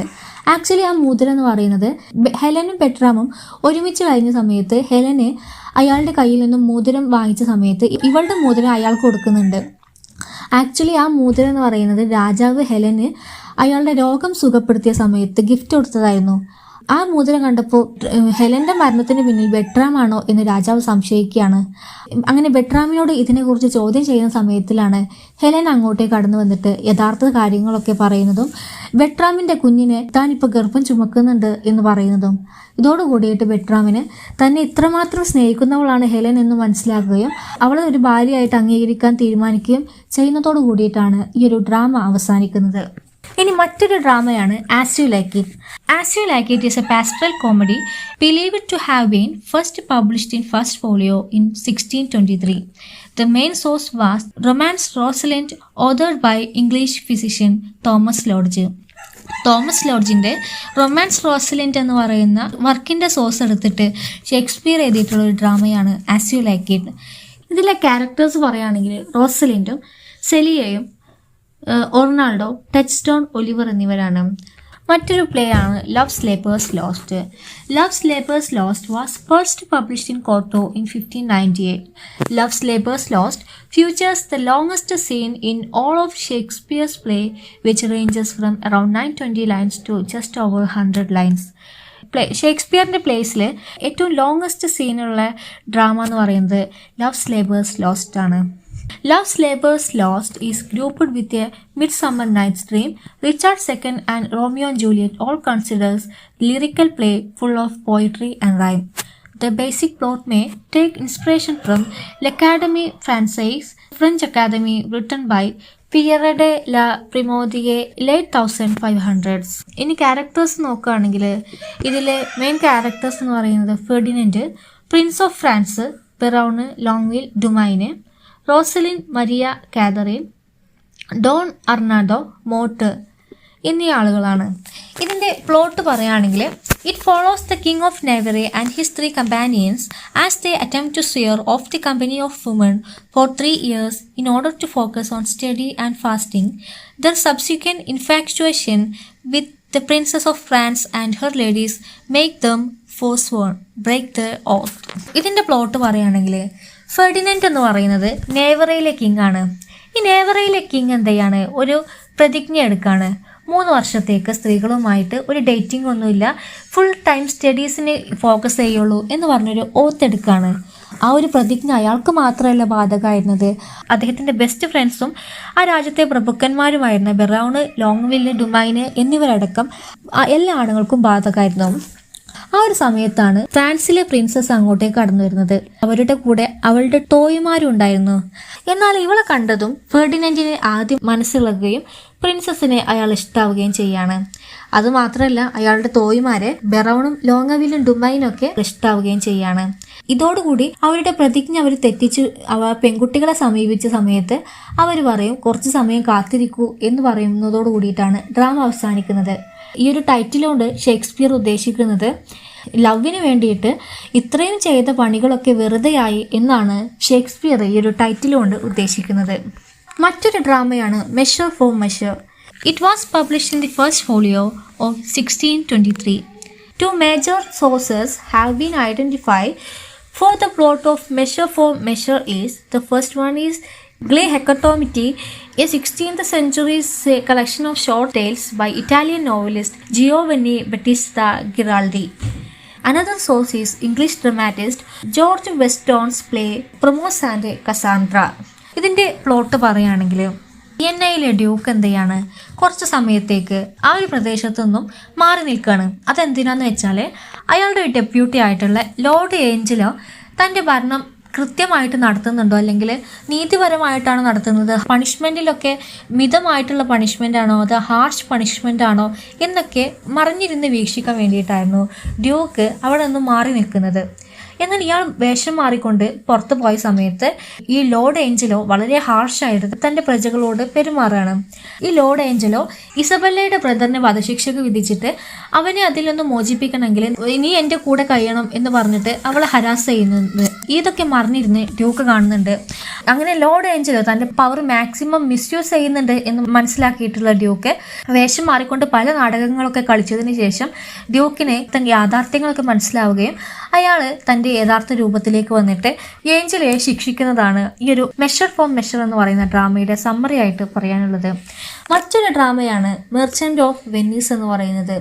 It was published in the first folio of 1623. It often cited as Shakespeare's romantic comedy. ഷേക്സ്പിയറിൻ്റെ റൊമാൻറ്റിക് കോമഡിയിലുള്ള ഒന്നാണ് ദ മെർച്ചന്റ് ഓഫ് വെനീസ് എന്ന് പറയുന്നത്. ഇതിൻ്റെ പ്ലോട്ട് നോക്കുകയാണെങ്കിൽ a merchant in Venice named Antonio defaults on large loan on behalf of Bassanio his dear friend provided by Jewish money lender Shylock. ആൻറ്റിസെമിറ്റിസത്തിൻ്റെ കാലഘട്ടത്തിലാണ് ഈ ഒരു ഡ്രാമ ഇരുന്നത്. അതുകൊണ്ട് തന്നെ ആൻറ്റിസെമിറ്റിസം ഈ ഒരു ഡ്രാമയുടെ ഒരു ഇമ്പോർട്ടൻറ്റ് തീമാണ്. ഷൈലോക്ക് എന്ന് പറയുന്ന ഒരു ജൂവിഷ് മണി ലെൻഡറിൻ്റെ അടുത്ത് നിന്നും ബൊസാനിയോക്ക് വേണ്ടിയിട്ട് അന്റോണിയോ എന്ന് പറയുന്ന മെർച്ചൻ്റ് കടം വാങ്ങാണ്. ബൊസാനിയോക്ക് ഒരു ഗേൾ ഫ്രണ്ട് ഉണ്ട്. അവൾ ഭയങ്കര റിച്ചാണ്. അവൾക്ക് നല്ലൊരു മോതിരവും സമ്മാനമൊക്കെ കല്യാണത്തിന് സമയത്ത് വാങ്ങി കൊടുക്കാൻ വേണ്ടിയിട്ട് അവൻ്റെ കയ്യിൽ പൈസ ഇല്ല. അതുകൊണ്ട് ആ പൈസ സംഘടിപ്പിക്കാൻ വേണ്ടിയിട്ടായിരുന്നു ഷൈലോക്കിൻ്റെ അടുത്ത് നിന്നും ബൊസാനിയോക്ക് വേണ്ടിയിട്ട് അന്റോണിയോ കടം വാങ്ങുന്നത്. എന്നാൽ അന്റോണിയോയോട് ഓൾറെഡി വൈരാഗ്യമുള്ള ഷൈലോക്ക് കരാർ പത്രത്തിൽ തിരിമറികളൊക്കെ കാണിച്ചിട്ട് കോർട്ടിലേക്ക് പോവുകയും കോർട്ടിൽ ചെന്നിട്ട് ജഡ്ജിയോട് കാര്യങ്ങളൊക്കെ പറയും. അന്റോണിയോ എൻ്റെ കയ്യിൽ നിന്നും കാശ് വാങ്ങിയിട്ടുണ്ട്, അവന് ഈ ഒരു ദിവസത്തിനുള്ളിൽ തിരിച്ചു വന്നില്ലെങ്കിൽ അവൻ്റെ ശരീരത്തിലുള്ള ഒരു ഭാഗം മാംസം എനിക്ക് കട്ട് ചെയ്തെടുക്കാം എന്നുള്ളൊരു കോൺട്രാക്റ്റാണ് ഞങ്ങൾ തമ്മിലുള്ളത് എന്ന് ജഡ്ജിയോട് പറയുമ്പോൾ അന്റോണിയോ വിളിച്ചു വരുത്തിയിട്ട് വാദം കേൾപ്പിക്കുകയാണ്. അന്റോണിയോക്ക് വേണ്ടിയിട്ട് പോർഷ്യ നമ്മൾ മുമ്പ് പറഞ്ഞു ബസാനിയോയുടെ ഫിയാൻസിയാണ് പോർഷ്യ എന്ന് പറയുന്നത്. പോർഷ്യ ഒരു ആൺവേഷം കെട്ടിയിട്ടായിരുന്നു കോർട്ടിലേക്ക് വരുന്നത്. അന്റോണിയോയുടെ മാംസം മാത്രം എടുക്കാനുള്ള അനുമതിയെ കോൺട്രാക്റ്റിലുള്ളൂ. ആ മാംസം എടുക്കുന്ന സമയത്ത് അന്റോണിയോയുടെ ശരീരത്തിലുള്ള രക്തം ഒരിറ്റ് പോലും പുറത്തു പോവില്ല എന്നുള്ള ഉറപ്പ് ഷൈലോക്ക് തരികയാണെങ്കിൽ മാത്രമേ അതിനുള്ള അനുമതി കൊടുക്കാൻ പറ്റുള്ളൂ എന്ന് പറയുമ്പോൾ ഷൈലോക്കിന് അത് നടപ്പിലാക്കാൻ പറ്റാതായി വരികയും പോർഷ്യ വളരെ വിദഗ്ധമായിട്ടുള്ള വാദപ്രതിവാദത്തിനൊടുവിൽ അന്റോണിയെ രക്ഷിക്കുന്നതുമാണ് മെർച്ചന്റ് ഓഫ് വെനീസ് എന്ന് പറയുന്ന ഡ്രാമയിൽ പറയുന്നത്. ഇനി മറ്റൊരു ഡ്രാമയാണ് the merry wives of Windsor. The merry wives of Windsor also known as Sir John Falstaff and merry wives of Windsor, first publish in 1602. Falstaff എന്ന് പറയുന്ന ക്യാരക്ടർ ഏത് ഡ്രാമയിലാണ് എന്നൊരു ചോദ്യം മുമ്പ് വന്നിട്ടുണ്ടായിരുന്നു. അതിൻ്റെ answer the merry wives of Windsor ആണ്. The play is one of Shakespeare's lesser regarded work among literary critics. Tradition has it that Merry Wives of Windsor was written at the request of Queen Elizabeth I. Some elements of Merry Wives of Windsor may have been adapted from Second Pecheron, a collection of stories by Sir Giovanni Fiorentino. ഇതിൻ്റെ plot പറയുകയാണെങ്കിൽ ഫാൾസ്റ്റാഫ് decided to fix his financial woe by seducing the wives of two wealthy merchants. The wives find he sent them identical letters and take revenge by playing trick on Falstaff when he comes calling. ഇതിലെ characters നോക്കുകയാണെങ്കിൽ sir John Falstaff, mistress Ford and mistress Page, ഈ രണ്ടുപേരെയാണ് ഇദ്ദേഹം കബളിപ്പിക്കാൻ ശ്രമിക്കുന്നത്. മറ്റൊരു ഡ്രാമയാണ് twelfth night or what you will is a romantic comedy. The play first published in 1623. Shakespeare taken the source story of Apollonius and Scylla appeared in Bernard Reed's collection. Twelfth Night is reference to the 12th night after Christmas Day. It was originally a Catholic holiday. ഈ ഡ്രാമയുടെ title എന്ന് പറയുന്നത് Christmas അവധിക്ക് ശേഷം 12ാമത്തെ ദിവസം ഇംഗ്ലണ്ടിൽ ഒരു അവധിയുണ്ട്. അന്ന് സ്ട്രീറ്റിലൊക്കെ വലിയ രീതിയിലുള്ള ആഘോഷങ്ങളുണ്ട്. ആ ദിവസത്തിൽ നടന്നിട്ടുള്ള സംഭവങ്ങളാണ് ഈ ഒരു ഡ്രാമയിൽ കാണിക്കുന്നത്. പ്ലോട്ട് പറയുകയാണെങ്കിൽ the play centres on the twin Viola and Sebastian who separated in shipwreck. Viola is disguised as Cesario fall in love with Duke Orsino, who in love with Countess Olivia. Upon meeting Viola, Countess Olivia fall in love with her thinking she is a man. ഈ ഒരു ഡ്രാമയുടെ plot എന്ന് പറയുന്നത് വിയോളയും സെബാസ്റ്റ്യനും ട്വിൻസാണ്. അവർ കപ്പൽ യാത്രക്കിടെ അവരെന്ത് ചെയ്യാണ്, ഷിപ്പ്‌റെക്കിങ്ങിലൂടെ തകരുകയും ഇവർ രണ്ടുപേരും സെപ്പറേറ്റ് ആവുകയും ചെയ്യാണ്. വിയോള രക്ഷപ്പെടുമ്പോൾ അവൾ വിചാരിക്കും സെബാസ്റ്റ്യൻ മരിച്ചിട്ടുണ്ട് എന്നുള്ളത്. എന്നാൽ ആക്ച്വലി അയാൾ മരിച്ചിട്ടുണ്ടായിരുന്നില്ല. വിയോള എത്തിപ്പെടുന്നത് ഇല്ലീറിയയിലാണ്. ഇല്ലീറിയയുടെ ഡ്യൂക്കായിരുന്നു ഒർസിനോ എന്ന് പറയുന്നത്. അങ്ങനെ ഒർസിനോയുടെ കൊട്ടാരത്തിൽ വിയോള സെസാരിയോ എന്ന് പറയുന്ന ഒരു ആൺവേഷം കെട്ടിയിട്ടായിരുന്നു കടന്നുകൂടുന്നത്. അങ്ങനെ സെസാരിയോ അവൻ്റെ ഡ്യൂട്ടിയൊക്കെ നല്ലപോലെ ചെയ്യുന്നതുകൊണ്ട് തന്നെ ഒർസിനോക്ക് അയാൾ ഭയങ്കര ഇഷ്ടമാവും. എന്നാൽ ഇവൾ പെണ്ണാണെന്നുള്ളത് അയാൾക്ക് അറിയുന്നുണ്ടാവില്ല. ഒർസിനോയ്ക്ക് ഒരു ലവർ ഉണ്ടായിരുന്നു. അവളുടെ പേരായിരുന്നു ഒലീവിയ എന്ന് പറയുന്നത്. ഒറിജിനലി വിയോളയായിട്ടുള്ള സെസാരിയോക്ക് ഒർസിനോയോട് ഒരു അട്രാക്ഷനൊക്കെ തോന്നിയിട്ടുണ്ടാവും. എന്നാൽ ഒർസിനോയുടെ കാര്യം നോക്കുകയാണെങ്കിൽ അയാൾക്ക് ഒലീവിയയോടായിരുന്നു ഇഷ്ടമുണ്ടായിരുന്നത്. ഒലീവിയ ആണെങ്കിൽ അവളുടെ ബ്രദർ മരിച്ച സങ്കടത്തിൽ ഒരാളോട് ഇനി മിണ്ടാനൊന്നും പോകുന്നില്ല എന്ന് പറഞ്ഞു ഏകാന്തവാസം ജീവിക്കുന്ന ഒരാളായിരുന്നു. അങ്ങനെ സെസാരിയോയുടെ അടുത്ത് ഒർസിനോ ഒരു ടാസ്ക് ഏൽപ്പിക്കുകയാണ്. ഒലീവിയയുടെ അടുത്ത് പോയിട്ട് എൻ്റെ ഇഷ്ടം പറയണമെന്ന് പറഞ്ഞിട്ട്. അങ്ങനെ ഇല്ലാതെ വിയോള എന്ത് ചെയ്യാണ്, ഒലീവിയയുടെ അടുത്തേക്ക് പോയിട്ട് ഈ കാര്യം പറയുമ്പോൾ ആക്ച്വലി ഒലീവിയക്ക് സെസാരിയോയെ ഇഷ്ടപ്പെടും. അവൾ വിചാരിക്കുന്നത് ഇതൊരാണാണെന്നുള്ളതാണ്. എന്നാൽ ഏറ്റവും വലിയ കോമഡി വരുന്നത് ഇവൾ ആൺവേഷം കെട്ടിയപ്പോൾ സെബാസ്റ്റ്യൻ അവളുടെ ട്വിൻ ബ്രദറിൻ്റെ അതേ രൂപത്തിലായിരുന്നു ഉണ്ടായിരുന്നത്. എന്നാൽ ആക്ച്വലി സെബാസ്റ്റ്യൻ മരിച്ചിട്ടുണ്ടായിരുന്നില്ല. അവനെന്ത് ചെയ്തിട്ടുണ്ടാവും, ഈ ഒരു രാജ്യത്തിലേക്ക് തന്നെ എത്തിപ്പെട്ടിട്ടുണ്ടാവും. അങ്ങനെ എല്ലാവരും അങ്ങനെ ഒരു കൺഫ്യൂസിങ് ആയിട്ടുള്ള ഒരു സീനുകൾക്കൊക്കെ ശേഷം വിയോൾ എന്ത് ചെയ്യും, സെബാസ്റ്റ്യനെ കാണുകയും അവരൊരുമിക്കുകയും ചെയ്യാണ്. അതുമാത്രമല്ല ഇതിനിടയിൽ സെബാസ്റ്റ്യനും ഒലീവിയയും ഇഷ്ടത്തിലാവുകയും ഒർസിനോയും വിയോളയും കല്യാണം കഴിക്കുന്നതോട് കൂടിയിട്ടാണ് ഈ ഒരു ഡ്രാമ അവസാനിക്കുന്നത്. ഇനി ഷേക്സ്പിയറിൻ്റെ മറ്റ് കോമഡീസ് നോക്കുകയാണെങ്കിൽ the winter's Tale published in first folio in 1623, the main plot of Winter's Tale is taken from Robert Greene's pastoral romance Pandosto. The Two Gentlemen of Verona ഇത് മറ്റൊരു കോമഡിയാണ്. It is considered by some to be Shakespeare's first play. ഷേക്സ്പിയറിൻ്റെ first play ആയിട്ട് consider ചെയ്യുന്നത് the two gentlemen of Verona എന്ന് പറയുന്നതാണ്. So നമ്മൾ ഷേക്സ്പിയറിൻ്റെ comedies നോക്കിക്കഴിഞ്ഞു. ഇനി നമുക്ക് നോക്കാനുള്ളത് ട്രാജഡീസ് ആണ്. ട്രാജഡിയിൽ ആദ്യം നമ്മൾ നോക്കുന്നത് ജൂലിയസ് സീസറാണ്. The main source of the play is Thomas North translation of Plutarch's life published in the first folio in 1623.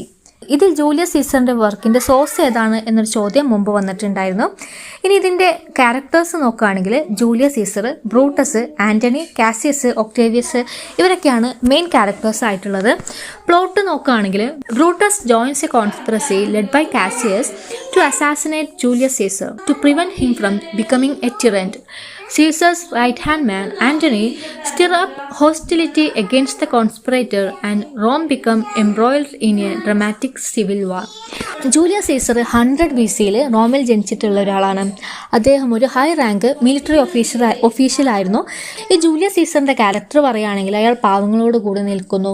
സാധാരണക്കാരുടെ അവകാശങ്ങൾ നേടിയെടുക്കാൻ വേണ്ടിയിട്ട്, അവർക്ക് കൂടുതൽ ലാൻഡ് ലഭിക്കാൻ വേണ്ടിയിട്ട്, അങ്ങനെ സാധാരണക്കാർക്ക് വേണ്ടിയിട്ടായിരുന്നു ജൂലിയസ് സീസർ നിലകൊണ്ടിരുന്നത്. അങ്ങനെയൊക്കെ ജൂലിയസ് സീസർ ഒരു ത്രിമൂർത്തി ശക്തികൾ, ട്രിനിറ്റി പവർ ഉപയോഗിച്ചുകൊണ്ട് റോമിൻ്റെ ഭരണം ഏറ്റെടുക്കുന്നുണ്ട്. എന്നാൽ ആ ട്രിനിറ്റി പവറിനെ ഓവർകം ചെയ്തുകൊണ്ട് ജൂലിയസ് സീസർ സ്വന്തമായിട്ടൊരു ഡിക്റ്റേറ്റർഷിപ്പ് വരെ നേടിയെടുക്കുന്നുണ്ട്. റോമൻ സെനറ്റ് മെമ്പേഴ്സിന് ജൂലിയസ് സീസറിനോട് ഒട്ടും ഇഷ്ടമുണ്ടായിരുന്നില്ല. കാരണം അവരുടെ വാക്കുകളൊന്നും കേൾക്കില്ല, അവരുടെ അഭിപ്രായങ്ങളൊന്നും ചോദിക്കാതെ നിയമങ്ങൾ പാസ്സാക്കും, അവരുടെ ലാൻഡൊക്കെ പാവങ്ങൾക്ക് വിതരണം ചെയ്യും, ടാക്സൊക്കെ വെട്ടിക്കുറക്കും. അങ്ങനെയുള്ള കാര്യങ്ങളൊക്കെ ആയിരുന്നു ജൂലിയസ് സീസറിൻ്റെ പ്രധാന പണികളെന്ന് പറയുന്നത്.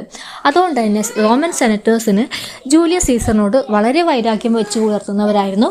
അതിലെ പ്രധാന ആളാണ് കാസിയസ് എന്ന് പറയുന്നത്. ഇനി ബ്രൂട്ടസ് എന്ന് പറയുന്ന ക്യാരക്ടർ ഉണ്ട്. ബ്രൂട്ടസ് എന്ന് പറയുന്നത് ജൂലിയസ് സീസറിൻ്റെ വളരെ അടുത്ത ഫ്രണ്ടാണ്. എന്നാൽ ജൂലിയസ് സീസർ ഒരു സ്വേച്ഛാധിപതിയാവുമോ, അത് റോമിൻ്റെ തകർച്ചയ്ക്ക് കാരണമാവോ എന്നൊരു ഭയം ബ്രൂട്ടസിനുണ്ടായിരുന്നു. ഈ ഒരു കാര്യം അറിയുന്ന കാസിയസ് എന്ന് പറയുന്ന ജൂലിയസ് സീസറിൻ്റെ എതിരാളി ഈ ഒരു അവസരം മുതലെടുക്കുകയും ബ്രൂട്ടസിനെ വശീകരിച്ചുകൊണ്ട് ജൂലിയസ് സീസറിനെ കൊല്ലാനുള്ള പദ്ധതി ഇടുകയും ചെയ്യാണ്. എന്നിട്ട് ബ്രൂട്ടസ് അടങ്ങുന്ന ആ ഒരു ഗ്രൂപ്പ് ചേർന്നിട്ട് ജൂലിയസ് സീസറിൻ്റെ വധശിക്ഷ നടപ്പിലാക്കുന്നു. എന്നാൽ ഇതേ സമയം ആൻ്റണി എന്ന് പറയുന്ന ജൂലിയസ് സീസറിൻ്റെ ഒരു സഹായിയുണ്ട്. അയാൾ റോമിലുള്ള ജനങ്ങളോട് ജൂലിയസ് സീസർ വളരെ നല്ലവനായിരുന്നു, അദ്ദേഹം സ്വേച്ഛാധിപത്യപരമായിട്ടുള്ള അല്ലെങ്കിൽ പവറിന് വേണ്ടിയിട്ട് രാജ്യത്തെ ഉപയോഗിക്കുന്ന ഒരാളല്ല എന്നൊക്കെ മനസ്സിലാക്കി കൊടുത്തപ്പോൾ റോമിലുള്ള ജനങ്ങൾക്ക് ബ്രൂട്ടസും കൂട്ടാളികളും ജൂലിയസ് സീസറിനെ കൊന്നത് ന്യായമല്ല എന്ന് മനസ്സിലാക്കിയതോട് കൂടിയിട്ട് ബ്രൂട്ടസിനെയും കാസിയസിനെയും ഒക്കെ നാട് കടത്തുകയാണ്. അങ്ങനെ അവർ പോയതിന് ശേഷം ആൻ്റണിയും പിന്നെ ജൂലിയസ് സീസറിൻ്റെ ഒരു വളർത്തു മകനുണ്ട് ഒക്ടേവിയസ് സീസർ, ലെപ്പിഡസ്, ഇവർ 3 പേരും കൂടെ മറ്റൊരു ട്രിനിറ്റി പവർ രൂപീകരിക്കുകയും റോം ഇവർ ഭരിക്കുകയും ചെയ്യാണ്. ഇതാണ് ജൂലിയസ് സീസറിൻ്റെ കഥ പറയാനുള്ളത്.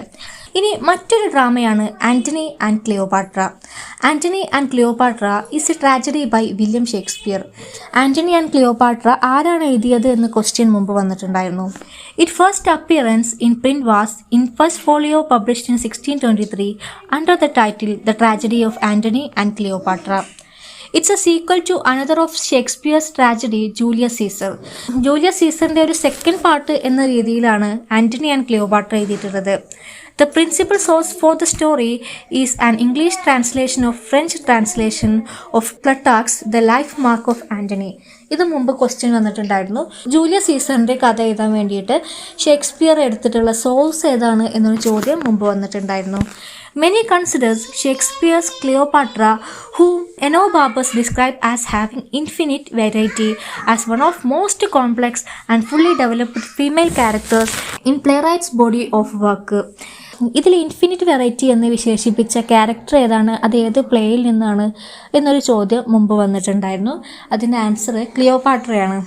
അഡാപ്ഷൻസ് of Antony and Cleopatra. The false ones എന്ന് പറയുന്ന വർക്കിൻ്റെ ഇൻസ്പിറേഷൻ എന്ന് പറയുന്നത് ആൻ്റണി ആൻഡ് ക്ലിയോപാട്രയാണ്. John Dryden's play all for love was deeply influenced by Shakespeare treatment of subject. ഇത് മുമ്പ് ക്വസ്റ്റ്യൻ വന്നിട്ടുണ്ടായിരുന്നു. ഇനി ആൻ്റണി ആൻഡ് ക്ലിയോപാട്രയുടെ പ്ലോട്ട് പറയുകയാണെങ്കിൽ നമ്മൾ ജൂലിയസ് സീസറിനെ കുറിച്ച് പറഞ്ഞപ്പോൾ ആൻ്റണിയെ കുറിച്ച് പറഞ്ഞിരുന്നു. ജൂലിയസ് സീസറിന് ശേഷം ട്രിനിറ്റി പവർ കൊണ്ട് റോം ഭരിച്ചിട്ടുണ്ടായിരുന്നത് ആൻ്റണി അടക്കമുള്ള 3 പേരായിരുന്നു എന്നുള്ളതും നമ്മൾ ആ സമയത്ത് പറഞ്ഞിരുന്നു. ഈ ഒരു ആൻ്റണി ആൻഡ് ക്ലിയോപാട്രയിൽ ആ ഭരണത്തിന് ശേഷം ആൻ്റണി ഈജിപ്തിലെ ക്യൂനായിട്ടുള്ള ക്ലിയോപാട്രയ്ക്ക് വേണ്ടിയിട്ടായിരുന്നു കൂടുതൽ സമയം ചെലവഴിച്ചിട്ടുണ്ടായിരുന്നത്. അതുകൊണ്ട് തന്നെ ആൻ്റണി റോമിൽ അദ്ദേഹത്തിനുണ്ടായിരുന്ന ഉത്തരവാദിത്തങ്ങളൊന്നും നിറവേറ്റിയിരുന്നില്ല. അതുകൊണ്ട് തന്നെ ആൻ്റണിയുടെയും ക്ലിയോപാട്രയുടെയും ഈ ഒരു ലവ് കൊണ്ട് തന്നെ ഓരോരുത്തരും പരസ്പരം പോരടിക്കുകയും അത് വലിയ ട്രാജഡിയായി മാറുകയും ചെയ്തതാണ് ആൻ്റണി ആൻഡ് ക്ലിയോപാട്രയിൽ പറയുന്നത്. ഇനി ആൻ്റണി ആൻഡ് ക്ലിയോപാട്രയിലെ ക്യാരക്ടേഴ്സ് പറയുകയാണെങ്കിൽ Antony, Cleopatra, Octavius Caesar and Enobarbus, ഇവരാണ് ഈ ഒരു ഡ്രാമയിലെ മെയിൻ ക്യാരക്ടേഴ്സായിട്ട് പറയാനുള്ളത്. ഇനി മറ്റൊരു ട്രാജഡിയാണ് Hamlet. The tragedy of Hamlet, the prince of Denmark often shortened to Hamlet. It is Shakespeare's longest play with 29,551 words. Hamlet is considered among the most powerful and influential tragedies in English language. English ലാംഗ്വേജിലെ influential ആയിട്ടുള്ള tragedy എന്ന് പറയുന്നത് Hamlet ആണ്. Next പോയിന്റും same ആണ്. അപ്പോൾ നമുക്ക് അടുത്ത പോയിന്റ് പറയാം. Shakespeare's main source may be an earlier play now known today as Ur Hamlet, possibly written by Thomas Kyd. Thomas Kyd എഴുതിയിട്ടുള്ള യുവർ ഹാംലെറ്റ് എന്ന ട്രാജഡിയുടെ ബേസിലാണ് ഈ ഒരു ഡ്രാമ എഴുതിയിട്ടുള്ളത് എന്നാണ് പല ആളുകളും കരുതപ്പെടുന്നത്. Hamlet is one of the most quoted works in the English language and is often included on list of world's greatest literature. English ലാംഗ്വേജിൽ ഏറ്റവും കൂടുതൽ കോട്ട് ചെയ്തിട്ടുള്ള വർക്കും ഹാംലെറ്റ് ആണ്. Hamlet, Shakespeare's timeless tragedy, has both intrigued and shocked audience for centuries. Hamlet ലിറ്ററേച്ചറിനെ വളരെയധികം influence ചെയ്തിട്ടുള്ള ഒരു വർക്ക് കൂടിയാണ്. ഇതൊരു പ്രീവിയസ് ഇയർ ക്വസ്റ്റ്യൻ ആണ്. Hamlet has been performed or published in more than 75 languages, including Klingon, the fictional language spoken by Klingons in Star Trek. ഇനി ഹാംലെറ്റിന്റെ plot പറയുകയാണെങ്കിൽ prince Hamlet and his attempt to exact revenge against his uncle Claudius, who has murdered Hamlet's father in order to seize his throne and marry Hamlet's mother. Hamlet എന്ന് പറയുന്നത് king ഹാംലെറ്റിൻ്റെ മകനാണ്. ഡെൻമാർക്കിലെ രാജാവായിരുന്ന king Hamlet ഈ അടുത്ത കാലത്ത് മരിച്ചുപോയി. ഡ്രാമയുടെ തുടക്കത്തിലാണ് king ഹാംലെറ്റിൻ്റെ മരണം സംഭവിക്കുന്നത്. എന്നാൽ അതിന് തൊട്ട് പിറകിലായിട്ട് ഹാംലെറ്റിൻ്റെ അമ്മ അവൻ്റെ അങ്കിളായിട്ടുള്ള ക്ലോഡിയസിനെ കല്യാണം കഴിച്ചതോടു കൂടിയിട്ട് എന്തൊക്കെയോ സംശയങ്ങൾ ഹാംലെറ്റിന് ഉണ്ടാവുകയും തൻ്റെ അച്ഛൻ്റെ മരണം കൊലപാതകമാണോ എന്നൊരു സംശയം ഹാംലെറ്റിന് ഉണ്ടാവുകയും അത് തേടിപ്പോയി അത് കണ്ടുപിടിച്ചിട്ട് അതിന് റിവെഞ്ച് ചെയ്യുന്നതുമാണ് ഹാംലെറ്റ് എന്ന് പറയുന്ന ഡ്രാമയുടെ സമ്മറി എന്ന് പറയുന്നത്. ക്യാരക്ടേഴ്സിനെ പറയുകയാണെങ്കിൽ ഹാംലെറ്റ് എന്ന് പറയുന്നത് കിങ് ഹാംലെറ്റിൻ്റെ മകനാണ്. ഇതുപോലൊരു ഡുവൽ ക്യാരക്ടർ ഈ ഒരു ഡ്രാമയിലുണ്ട്. അത് ഫോർട്ടിംബ്രാസ് ആണ്. ഫോർട്ടിംബ്രാസിൻ്റെ അച്ഛൻ്റെ പേരും ഫോർട്ടിംബ്രാസ് ആണ്. അച്ഛനായിട്ടുള്ള ഫോർട്ടിംബ്രാസിനെ കൊന്നിട്ടുണ്ടായിരുന്നത് ഹാംലെറ്റ് ആയിരുന്നു. അതിൻ്റെ പ്രതികാരമായിട്ട് മകനായിട്ടുള്ള ഫോർട്ടിംബ്രാസ് വരികയും റിവെഞ്ച് ചെയ്യാൻ വേണ്ടിയിട്ട് ഒരുങ്ങുന്നുണ്ട്. പക്ഷെ അപ്പോഴേക്കും ലിയാട്രസ് എന്ന് പറയുന്ന മറ്റൊരു ക്യാരക്ടറും ഹാംലെറ്റും ഫൈറ്റ് ചെയ്തിട്ട് ആ ഒരു ഫൈറ്റിനിടയിൽ ലിയാട്രസും ഹാംലെറ്റും മരിക്കുകയാണ്.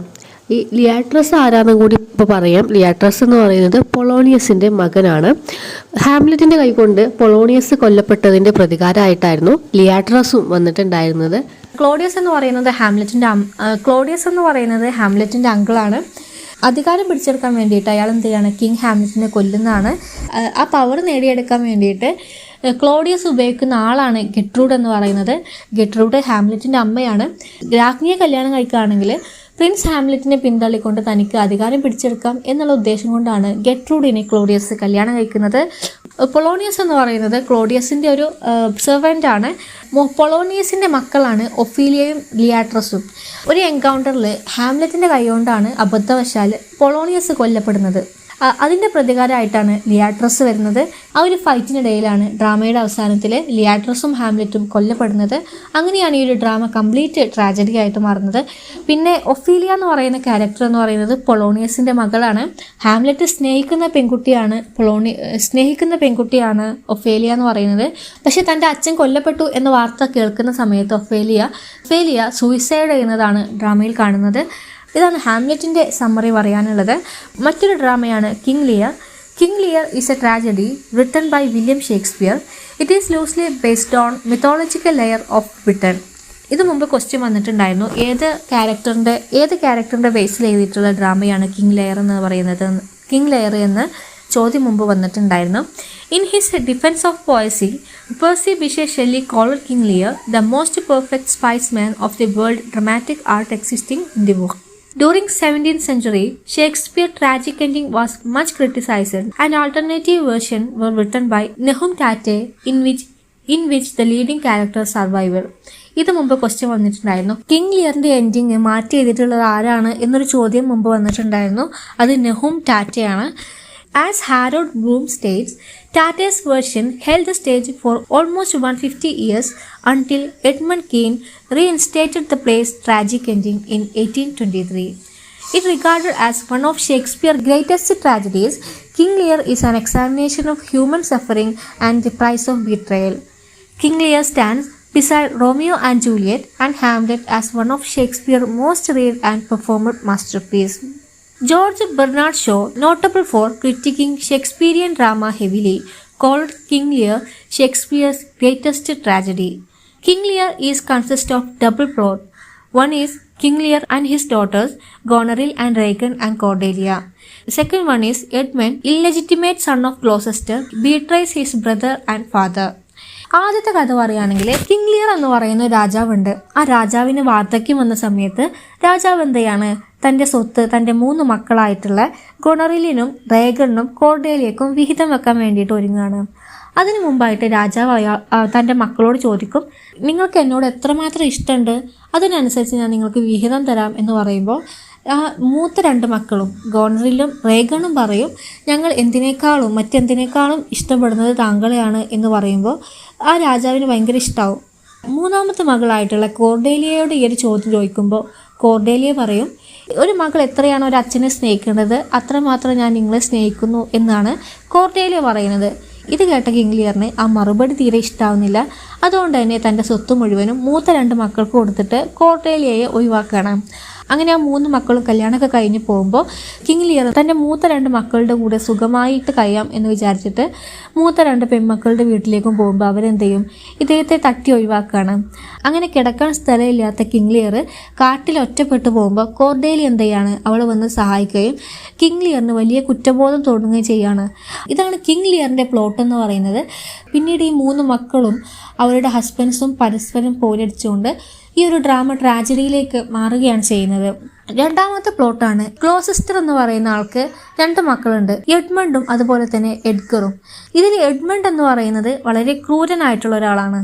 എന്നാൽ എഡ്മണ്ട് ചെയ്യുന്നത് എന്താണെന്ന് വെച്ചാൽ തൻ്റെ അച്ഛനോട് പോയിട്ട് എഡ്ഗർ വളരെ മോശപ്പെട്ട ആളാണ്, നിങ്ങളുടെ സ്വത്ത് അടിച്ചെടുക്കാൻ വേണ്ടിയിട്ട് നിങ്ങളെ കൊല്ലാനുള്ള പ്ലാനാണോ എന്നൊക്കെ പറഞ്ഞിട്ട് അയാൾക്കെതിരെ തിരിക്കുകയും ഗ്ലോസസ്റ്റർ എഡ്ഗറിനെ അവോയ്ഡ് ചെയ്യുകയും ചെയ്യുകയും പിന്നീട് അതൊരു ട്രാജഡി ആയിട്ട് മാറുകയും ചെയ്യുന്നതാണ് ഗ്ലോസസ്റ്ററിൻ്റെ കഥ പറയാനുള്ളത്. ഇതിലെ ക്യാരക്ടേഴ്സ് പറയുകയാണെങ്കിൽ King Lear, Goneril, Regan Cordelia, Gloucester, Edmund and Edgar. ഇത്രയും ക്യാരക്ടേഴ്സാണ് മെയിൻ ആയിട്ടുള്ളത്. മറ്റൊരു ഡ്രാമയാണ് Othello. Full title is the tragedy of Othello, the Moor of Venice. Othello was not published in Shakespeare's lifetime. ഇതിൻ്റെ plot നോക്കുകയാണെങ്കിൽ Othello is a Moorish military commander who was serving as a general of Venetian army in defense of Cyprus against invasion by Ottoman Turks. He had recently married Desdemona, a beautiful and wealthy Venetian lady younger than himself. Without the knowledge of and despite the later objection of her father, Iago is Othello's malevolent ensign who maliciously stalks his master's jealousy until the usually stoic moves kill his beloved wife in a fit of blind rage. ഇതിലെ characters പറയുകയാണെങ്കിൽ Othello, ഡെസ്ഡെമോണ, ലാഗോ, Emilia. ഇതിൽ ലാഗോനെ കുറിച്ചിട്ട് മുമ്പ് ചോദ്യം വന്നിട്ടുണ്ടായിരുന്നു. മറ്റൊരു ഡ്രാമയാണ് Macbeth. Full title is The Tragedy of Macbeth is a tragedy by William Shakespeare. It was first published in folio of 1623. It considered as shortest tragedy of Shakespeare. The event of this tragedy are usually associated with the execution of Henry Garnet for complicity in gunpowder plot of 1605. ഇത് മുമ്പ് question വന്നിട്ടുണ്ടായിരുന്നു. മാക്ബത്തിൻ്റെ background event ഏതായിരുന്നു എന്നുള്ള ചോദ്യം മുമ്പ് വന്നിട്ടുണ്ടായിരുന്നു. Steel my thunder എന്ന് പറയുന്ന ഒരു ഫ്രേസ് മാക്ബത്തിൽ നിന്നും വന്നിട്ടുള്ളതാണ്. King Macbeth was a real person. Mac Findlaech was a king of Scotland in the mid of thousands. He took the throne after killing King Duncan in 1040. 5 years later killed Duncan's father. ഇതിലെ കഥ പറയുകയാണെങ്കിൽ Macbeth എന്ന് പറയുന്ന ഒരു soldier ഉണ്ടായിരുന്നു. അവൻ്റെ അടുത്തേക്ക് 3 witches വന്ന് 3 പ്രവചനങ്ങൾ പറയും. നിങ്ങൾക്ക് സ്കോട്ട്ലാൻഡിൻ്റെ കിങ് ആവാന്നുള്ളത് അതിലൊരു പ്രവചനമായിരുന്നു. ഇത് കേട്ടിട്ടുള്ള മാക്ബത്ത് ആ പ്രവചനം യാഥാർത്ഥ്യമാക്കാൻ വേണ്ടിയിട്ട് കിങ്ങിനെ കൊല്ലുന്ന കഥയാണ് ഈ ഒരു ഡ്രാമ പറയുന്നത്. എന്നാൽ പിന്നീട് അത് അദ്ദേഹത്തിൻ്റെ തന്നെ ട്രാജഡി ആയിട്ട് മാറുന്നതാണ്. ഇതിലെ ക്യാരക്ടേഴ്സ് നോക്കുകയാണെങ്കിൽ Macbeth, Scottish general and thane of Glamis. ഇത് മുമ്പ് ചോദ്യം വന്നിട്ടുണ്ടായിരുന്നു. അത് കിങ് ആവുന്നതിന് മുമ്പ് മാക്ബത്തിൻ്റെ ജോലി എന്തായിരുന്നു എന്നാണ് ഒരു ചോദ്യം ഉണ്ടായിരുന്നത്. അത് തെയ്ൻ ഓഫ് ഗ്ലാമിസ് ആണ്. ഗ്ലാമിസ് എന്ന സ്ഥലത്തെ തെയ്ൻ എന്ന് പറയുന്നത് ഒരു പ്രഭുവിൻ്റെ റാങ്കുള്ള ഒരാളെയാണ്. Lady Macbeth, 3 witches. ഇത്രയുമാണ് മാക്ബത്തിലെ മെയിൻ ക്യാരക്ടേഴ്സ് ആയിട്ടുള്ളത്. പ്ലോട്ട് നമ്മൾ മുമ്പ് പറഞ്ഞു. 3 witches tell the Scottish general Macbeth that he will be king of Scotland. Encouraged by his wife, Macbeth killed the king and becomes the new king and kills more people out of paranoia. Civil war erupts to overthrow Macbeth, resulting in more death. ഇതാണ് മാക്ബത്തിൻ്റെ plot പറയാനുള്ളത്. ഇനി ഷേക്സ്പിയറിൻ്റെ മറ്റ് tragedies നോക്കുകയാണെങ്കിൽ Coriolanus, Cymbeline, Romeo and Juliet, Timon and Athens, Titus Andronicus, Troilus and Cressida. ഇനി സിലബസിൽ module നമുക്ക് പഠിക്കാനുള്ളത് histories ആണ്. അതിലാദ്യം നമുക്ക് ഹെൻറി 4 നോക്കാം. Henry 4 Part 1 is a history play by William Shakespeare. The play dramatized part of foreign reign of King Henry IV of England, beginning with the battle at Homildon Hill Lake in 1402 and ending with the King Henry's victory in the Battle of Shrewsbury in mid-1403. മറ്റൊരു വർക്കാണ് Henry 4 Part 2. Between 1596 and 1599, a line from the play Uneasy Lies, the head that wears a crown, is frequently quoted. ഇത് മുമ്പ് question വന്നിട്ടുണ്ടായിരുന്നു. മറ്റൊരു വാക്കാണ് Henry 4 Part 3. Believed to have been written in 1591 and set during the lifetime of King Henry IV of England. Henry IV Part 3.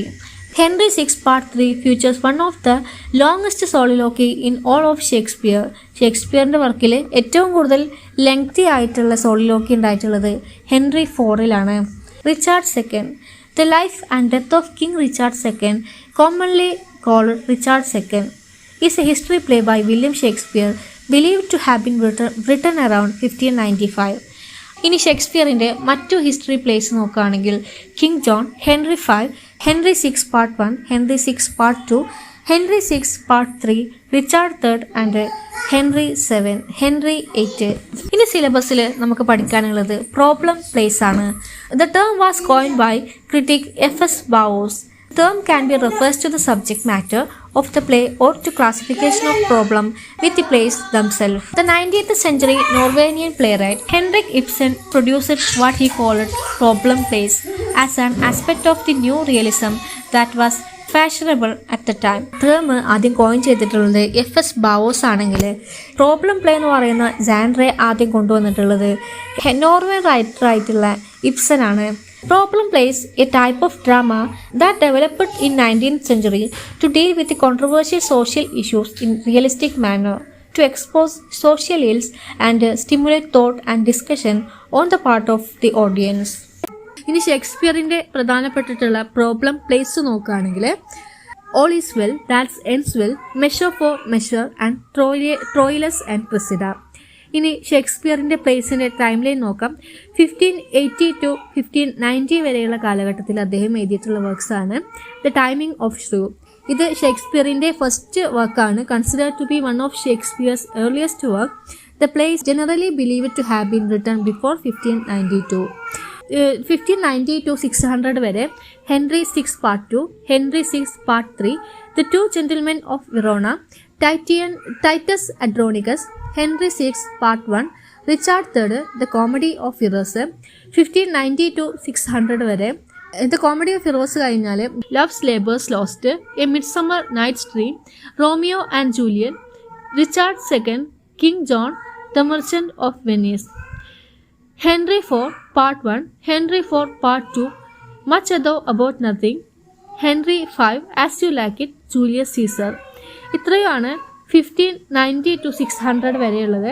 ഇനി 600 മുതൽ 610 വരെയുള്ളത് നോക്കുകയാണെങ്കിൽ Hamlet, the merry wives of Windsor, twelfth night, Troilus and Cressida, Othello, measure for measure, all is well, that's ends well, King Lear, Macbeth, Antony and Cleopatra, Coriolanus, Cymbeline എന്നീ works ആണ് 1600 മുതൽ 1610 വരെയുള്ള കാലഘട്ടത്തിൽ.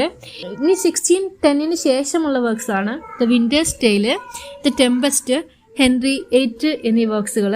ഇനി ഓരോ വർക്കിൻ്റെയും സെപ്പറേറ്റ് ആയിട്ടുള്ള വർഷങ്ങൾ അറിയണം എന്ന് നിങ്ങൾക്ക് ആഗ്രഹം ഉണ്ടെങ്കിൽ അത് ഡിസ്ക്രിപ്ഷൻ ബോക്സിൽ പിൻ ചെയ്ത് വെക്കാം. തീർച്ചയായിട്ടും ആവശ്യമുള്ളവർ കാണാം. ഇനി അടുത്തതായിട്ട് ഷേക്സ്പിയറിന്റെ സോഴ്സുകളാണ് നമുക്ക് നോക്കാനുള്ളത്. റാഫേൽ ഹോളിൻഷൻസിന്റെ ക്രോണിക്കിൾ ബേസ് ചെയ്തിട്ട് ഷേക്സ്പിയർ എഴുതിയിട്ടുള്ള വർക്ക്സ് ആണ് Henry IV, Henry V, Henry VI, Henry VIII, Richard II, Richard III, Cymbeline, King Lear, Macbeth എന്നീ വർക്ക്സ്. പ്ലട്ടാക്സ് ലൈഫിന്റെ ഇൻസ്പിറേഷനിൽ ഷേക്സ്പിയർ എഴുതിയിട്ടുള്ള വർക്ക്സ് ആണ് Antony and Cleopatra, Coriolanus, Julius Caesar, Timon of Athens എന്നീ works. ബൊക്കാസിയോയുടെ ഡെക്കാമറോന്റെ ബേസിൽ എഴുതിയിട്ടുള്ള വർക്കാണ് all is well, that's ends well, the two gentlemen of Verona, Cymbeline എന്നീ വർക്ക്സുകൾ.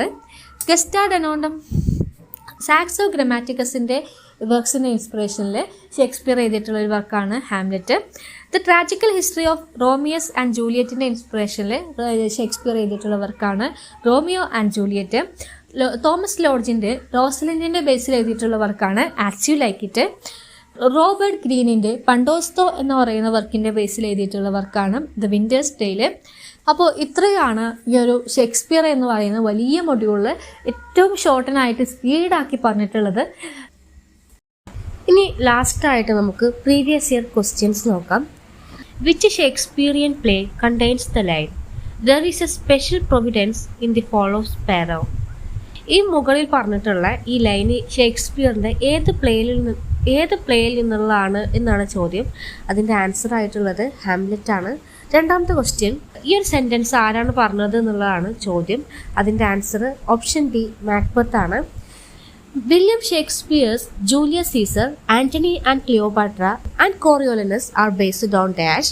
Answer is Plutarch's life. John Dryden in his heroic tragedy All for Love takes the story of Shakespeare's.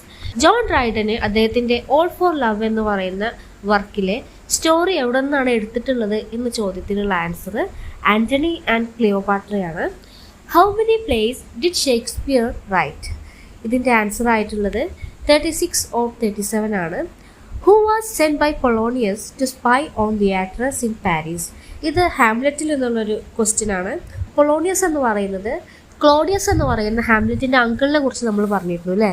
ആ ക്ലോഡിയസിൻ്റെ ഒരു സഹായിയാണ് Polonius എന്ന് പറയുന്നത്. അതുപോലെ തന്നെ ലിയാട്രസ്, Ophelia എന്നീ രണ്ടാളുകളുടെ അച്ഛനും കൂടിയാണ് പൊളോണിയസ്. ഇവിടെ ചോദിച്ചിട്ടുള്ളത് ലിയാട്രസ് പാരീസിലേക്ക് പോയപ്പോൾ പൊളോണിയസ് ആരെയാണ് സ്പൈ ചെയ്യാൻ വേണ്ടിയിട്ട് പറഞ്ഞയച്ചത് എന്ന ചോദ്യമാണ്. അതിൻ്റെ ആൻസർ ഓപ്ഷൻ സി റെയ്നാൾഡോ ആണ്. In which play of Shakespeare does the following line occur? Uneasy lies the head that wears a crown.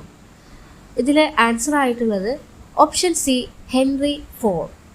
Who wrote Antony and Cleopatra? Antony and Cleopatra എഴുതിയിട്ടുള്ളത് ആരാണ് എന്ന ചോദ്യമാണ്. ആൻസർ ആയിട്ടുള്ളത് William Shakespeare. Arrange these plays of Shakespeare chronologically. 1 Hamlet, 2 the winter's tale, 3 Macbeth and 4th one is merchant of Venice. ഇതിൽ answer ആയിട്ടുള്ളത് option B the merchant of Venice, Hamlet, Macbeth and last one is the winter's Tale. Who mentioned Shakespeare as an abstract crow? In his own conceit, only shakes seen in a country. ചോദ്യം വന്നിട്ടുള്ളത് ഷേക്സ്പിയറിനെ upstart crow എന്ന് വിളിച്ചിട്ടുള്ളത് ആരാണ് എന്നൊരു ചോദ്യമാണ്. ഇതിൻ്റെ answer Robert Greene ആണ്. Robert green അദ്ദേഹത്തെ abstract crow എന്ന് വിളിക്കാനുള്ള കാരണം നമ്മൾ അത് പറഞ്ഞിരുന്നു. യൂണിവേഴ്സിറ്റിയിലൊന്നും പോവാതെ മറ്റുള്ളവരുടെ സോഴ്സിൻ്റെ ഇൻഫ്ലുവൻസിൽ വർക്ക് ചെയ്യുന്ന ആളാണ് ഷേക്സ്പിയർ എന്നുള്ളതും, കാക്കകൾക്കൊരു സ്വഭാവമുണ്ട് മറ്റുള്ളവരുടെ കയ്യിൽ നിന്നും സാധനങ്ങൾ തട്ടിപ്പറിക്കുക എന്നുള്ളത്. അതുകൊണ്ടാണ് റോബർട്ട് ഗ്രീൻ ഷേക്സ്പിയറിനെ അബ്സ്ട്രാക്റ്റ് ക്രോ എന്ന് വിളിക്കുന്നത്. King Lear is derived from the legend of Celtic king. ഷേക്സ്പിയറിൻ്റെ ഡ്രാമയായിട്ടുള്ള കിങ് ലിയർ ഏത് സെൽറ്റിക് റൂളറിനെ ബേസ് ചെയ്തിട്ടാണ് എന്ന ചോദ്യമാണ്. ഇതിൻ്റെ ആൻസർ ഓപ്ഷൻ ബി ലെയർ ആണ്. Match the names of heroines with the plays of Shakespeare. Rosalind the tempest, Portia much ado about nothing, Miranda the merchant of Venice, Beatrice as you like it. ഇതിൽ ശരിയായിട്ടുള്ള ഉത്തരം എന്ന് പറയുന്നത് option B ആണ്. അതായത് Rosalind as you like it, Portia the merchant of Venice, Miranda the tempest, Beatrice much ado about nothing ആണ്. The first folio of Shakespeare's play was published by. ഇത് നമ്മളൊന്ന് സൂചിപ്പിച്ച കാര്യമാണ്, അടുത്ത മൊഡ്യൂൾ ഡീറ്റെയിൽ ആയിട്ട് പഠിക്കുന്നു പറഞ്ഞിട്ടുണ്ടായിരുന്നു. എന്നാലും ഇതിൻ്റെ ആൻസർ ആയിട്ടുള്ളത് option C William Jaggard, Isaac and E.D. Blount. The line O brave new world occurs in the play. Option A the tempest, Othello, Macbeth, Hamlet. ഇതിൻ്റെ ആൻസർ ആയിട്ടുള്ളത് option A the tempest. Shakespeare was called an upstart crow by. Option D Robert Greene ആണ് answer ആയിട്ടുള്ളത്. The critical work Shakespearean tragedy was written by. Shakespearean tragedy എന്ന critical work ആരാണ് എഴുതിയത് എന്ന ചോദ്യമാണ്. അതിൻ്റെ ആൻസർ ആയിട്ടുള്ളത് option A badly. Dash cannot be categorized as Shakespeare's problem play. Option A all is well that ends well, Troilus and Cressida, The Merchant of Venice, Measure for Measurer. ഇതിൻ്റെ answer ആയിട്ടുള്ളത് The Merchant of Venice ആണ്. The Dunciad was a reply to Shakespeare. ഇതിൻ്റെ answer ആയിട്ടുള്ളത് Levis Theobald. Miranda in the Tempest is the daughter of Dash.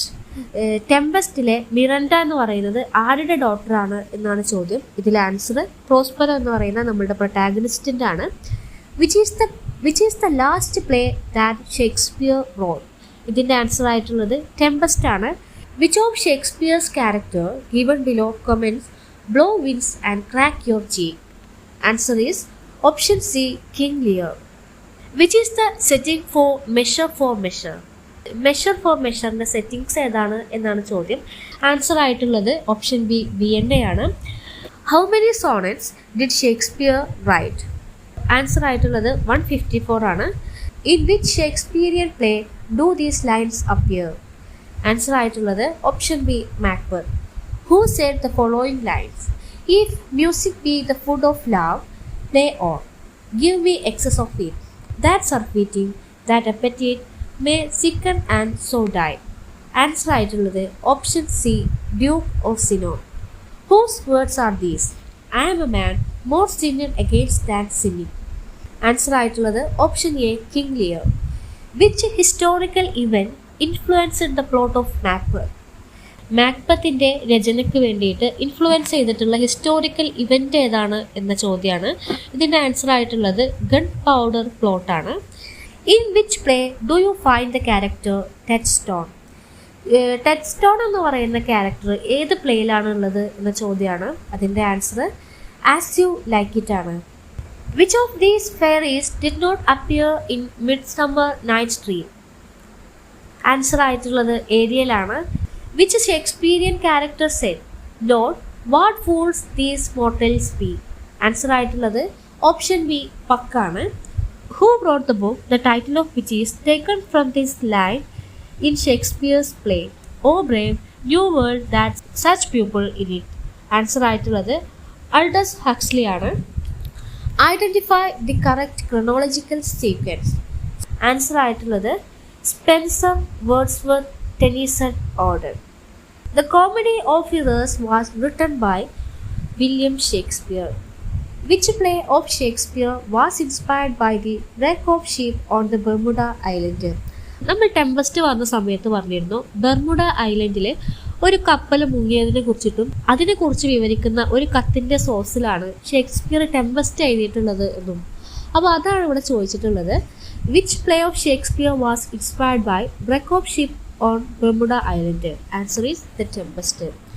In which critical work did Wilson Knight focus on imagery and patterning in Shakespeare's tragedy? Answer is The Wheel of Fire. Emilia in Shakespeare's Othello is killed by option D, Iago. Who proclaims a military funeral for Hamlet at the end of the play? Answer is Fortinbras. In which play do you find these lines? Nothing will come of nothing. Answer ആയിട്ടുള്ളത് option A King Lear. Which critical work credits Shakespeare with the largest and most comprehensive soul? Answer ആയിട്ടുള്ളത് An Essay of Dramatic Poesy. In which play does the character Falstaff appear? Answer ആയിട്ടുള്ളത് The Merry Wives of Windsor. Who says I will wear my heart upon my sleeve? Answer ആയിട്ടുള്ളത് option C Iago. Dash is the twin brother of Viola in Twelfth Night. Answer is option B, Sebastian. In which of Shakespeare's play do you find this quotation? The nature of bad news infects the teller. Answer is Antony and Cleopatra. As Plautus and Seneca are accounted the best for comedy and tragedy among the Latins, so Shakespeare among the English is the most excellent in both kinds for the stage. Who offer this compliment to Shakespeare? Answer is Francis Mears. Which play of Shakespeare begin with the following line? If music be the food of love, play on. Answer is Twelfth Night. Which of the following pairs of plays are the earliest play written by Shakespeare? The Comedy of Errors and Titus Andronicus എന്നാണ് answer ആയിട്ടുള്ളത്. Which three plays ignored by Mears were included by the editor of first folio in the canon of Shakespeare's work? Answer ആയിട്ടുള്ളത് option D Henry IV Part 1, Part 2 and Part 3. Which critic of Shakespeare divided his dramatic career into 4 stages? Answer is option B, Dowden. Which literary historian made the following comments? Julius Caesar is fine. Coriolanus is admirable. Antony and Cleopatra is superb. Answer is option A, George Sampson. Dash is the most voluminously discussed play ever written, and we may say at once that if people were to read the play itself more often than book about it, their mind would be less confused. Answer ആയിട്ടുള്ളത് option B Hamlet ആണ്. Age cannot be with her or nor customs tale her infinite variety. Which character is described and in which play? Answer is option C Cleopatra in Antony and Cleopatra. When was the third folio of collected plays of Shakespeare first published? Answer is option A 1664. Which play of Shakespeare is generally referred to as Shakespeare's magical swan song?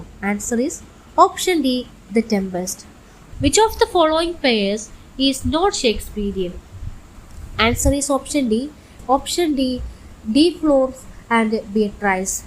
Name the author of most reliable biography of Shakespeare. William Shakespeare, A Study of Facts and Problem. Answer is option A Edward Chambers. The Clowning of Dogberry and Vergers appears in. Answer is Much Ado About Nothing. Name the first editor of Shakespeare is. Answer is Nicholas Rowe. Who described Hamlet as an artistic failure? Answer is T.S. Eliot. Name a popular Indian critic of Shakespeare. Answer is K.R. Srinivasa Iyengar. In which tragedy, which character describes life as a tale told by an idiot, full of sound and fury signifying nothing? Answer is Macbeth. Macbeth എന്ന ഡ്രാമയിൽ Macbeth എന്ന character പറഞ്ഞിട്ടുള്ള ഡയലോഗാണത്. Here again, inspiration comes from a classical legend. Shakespeare has recourse to Ovid as Marlowe to Muses. What are the works referred to? Answer is Hero and Leander and Venus and Adonis. Who said, I admire Ben Jonson, but I love Shakespeare? Answer is John Dryden. Byron is a character in Shakespeare. Byron is a character in Shakespeare's dash play. Answer is Love's Labour's Lost. How many of Shakespeare's drama deal with the English history and how many with the Roman history? English ഹിസ്റ്ററിയിലുള്ള 6 ഡ്രാമയും അതുപോലെ തന്നെ Roman ഹിസ്റ്ററിയിലുള്ള 3 ഡ്രാമാസും. Which play of Shakespeare begin with these lines? When shall we three meet again? In thunder, lightning or in rain? Answer is option A Macbeth. Shakespeare was associated with the dash. Answer is option A Globe Theatre. When was the folio edition of Shakespeare brought out? Answer is option B 1623. Which critic of Shakespeare wrote the Shakespearean tragedy? Answer is option A S.C. Bradley. Which play of Shakespeare do the critics consider most autobiographical and which character is identified with Shakespeare? Answer is The Tempest and Prospero. Which of the following is the famous Shakespeare biographer? Answer is option B E.K. Chambers Joseph Addison. ഇനി അടുത്തതൊരു repeated question ആണ്. Age cannot be with her nor customs tale her infinite variety. Who is the person referred to? Answer is Cleopatra. Who is the Macbeth at beginning of the play? Answer is Thane of Glamis. Dash is the longest Shakespeare's play. Answer is Hamlet. Dash reproduced King Lear with a comic ending. Answer is Nahum Tate. The Merchant of Venice by Shakespeare is modeled upon Marlowe's Melody. So ഇത്രയാണ് നമുക്ക് ഈ ഒരു മൊഡ്യൂളിൽ പഠിക്കാനുള്ളത്. Video ഇഷ്ടമായാൽ subscribe ചെയ്യുക, support ചെയ്യുക. Thanks for watching. Manglish മാനിയ.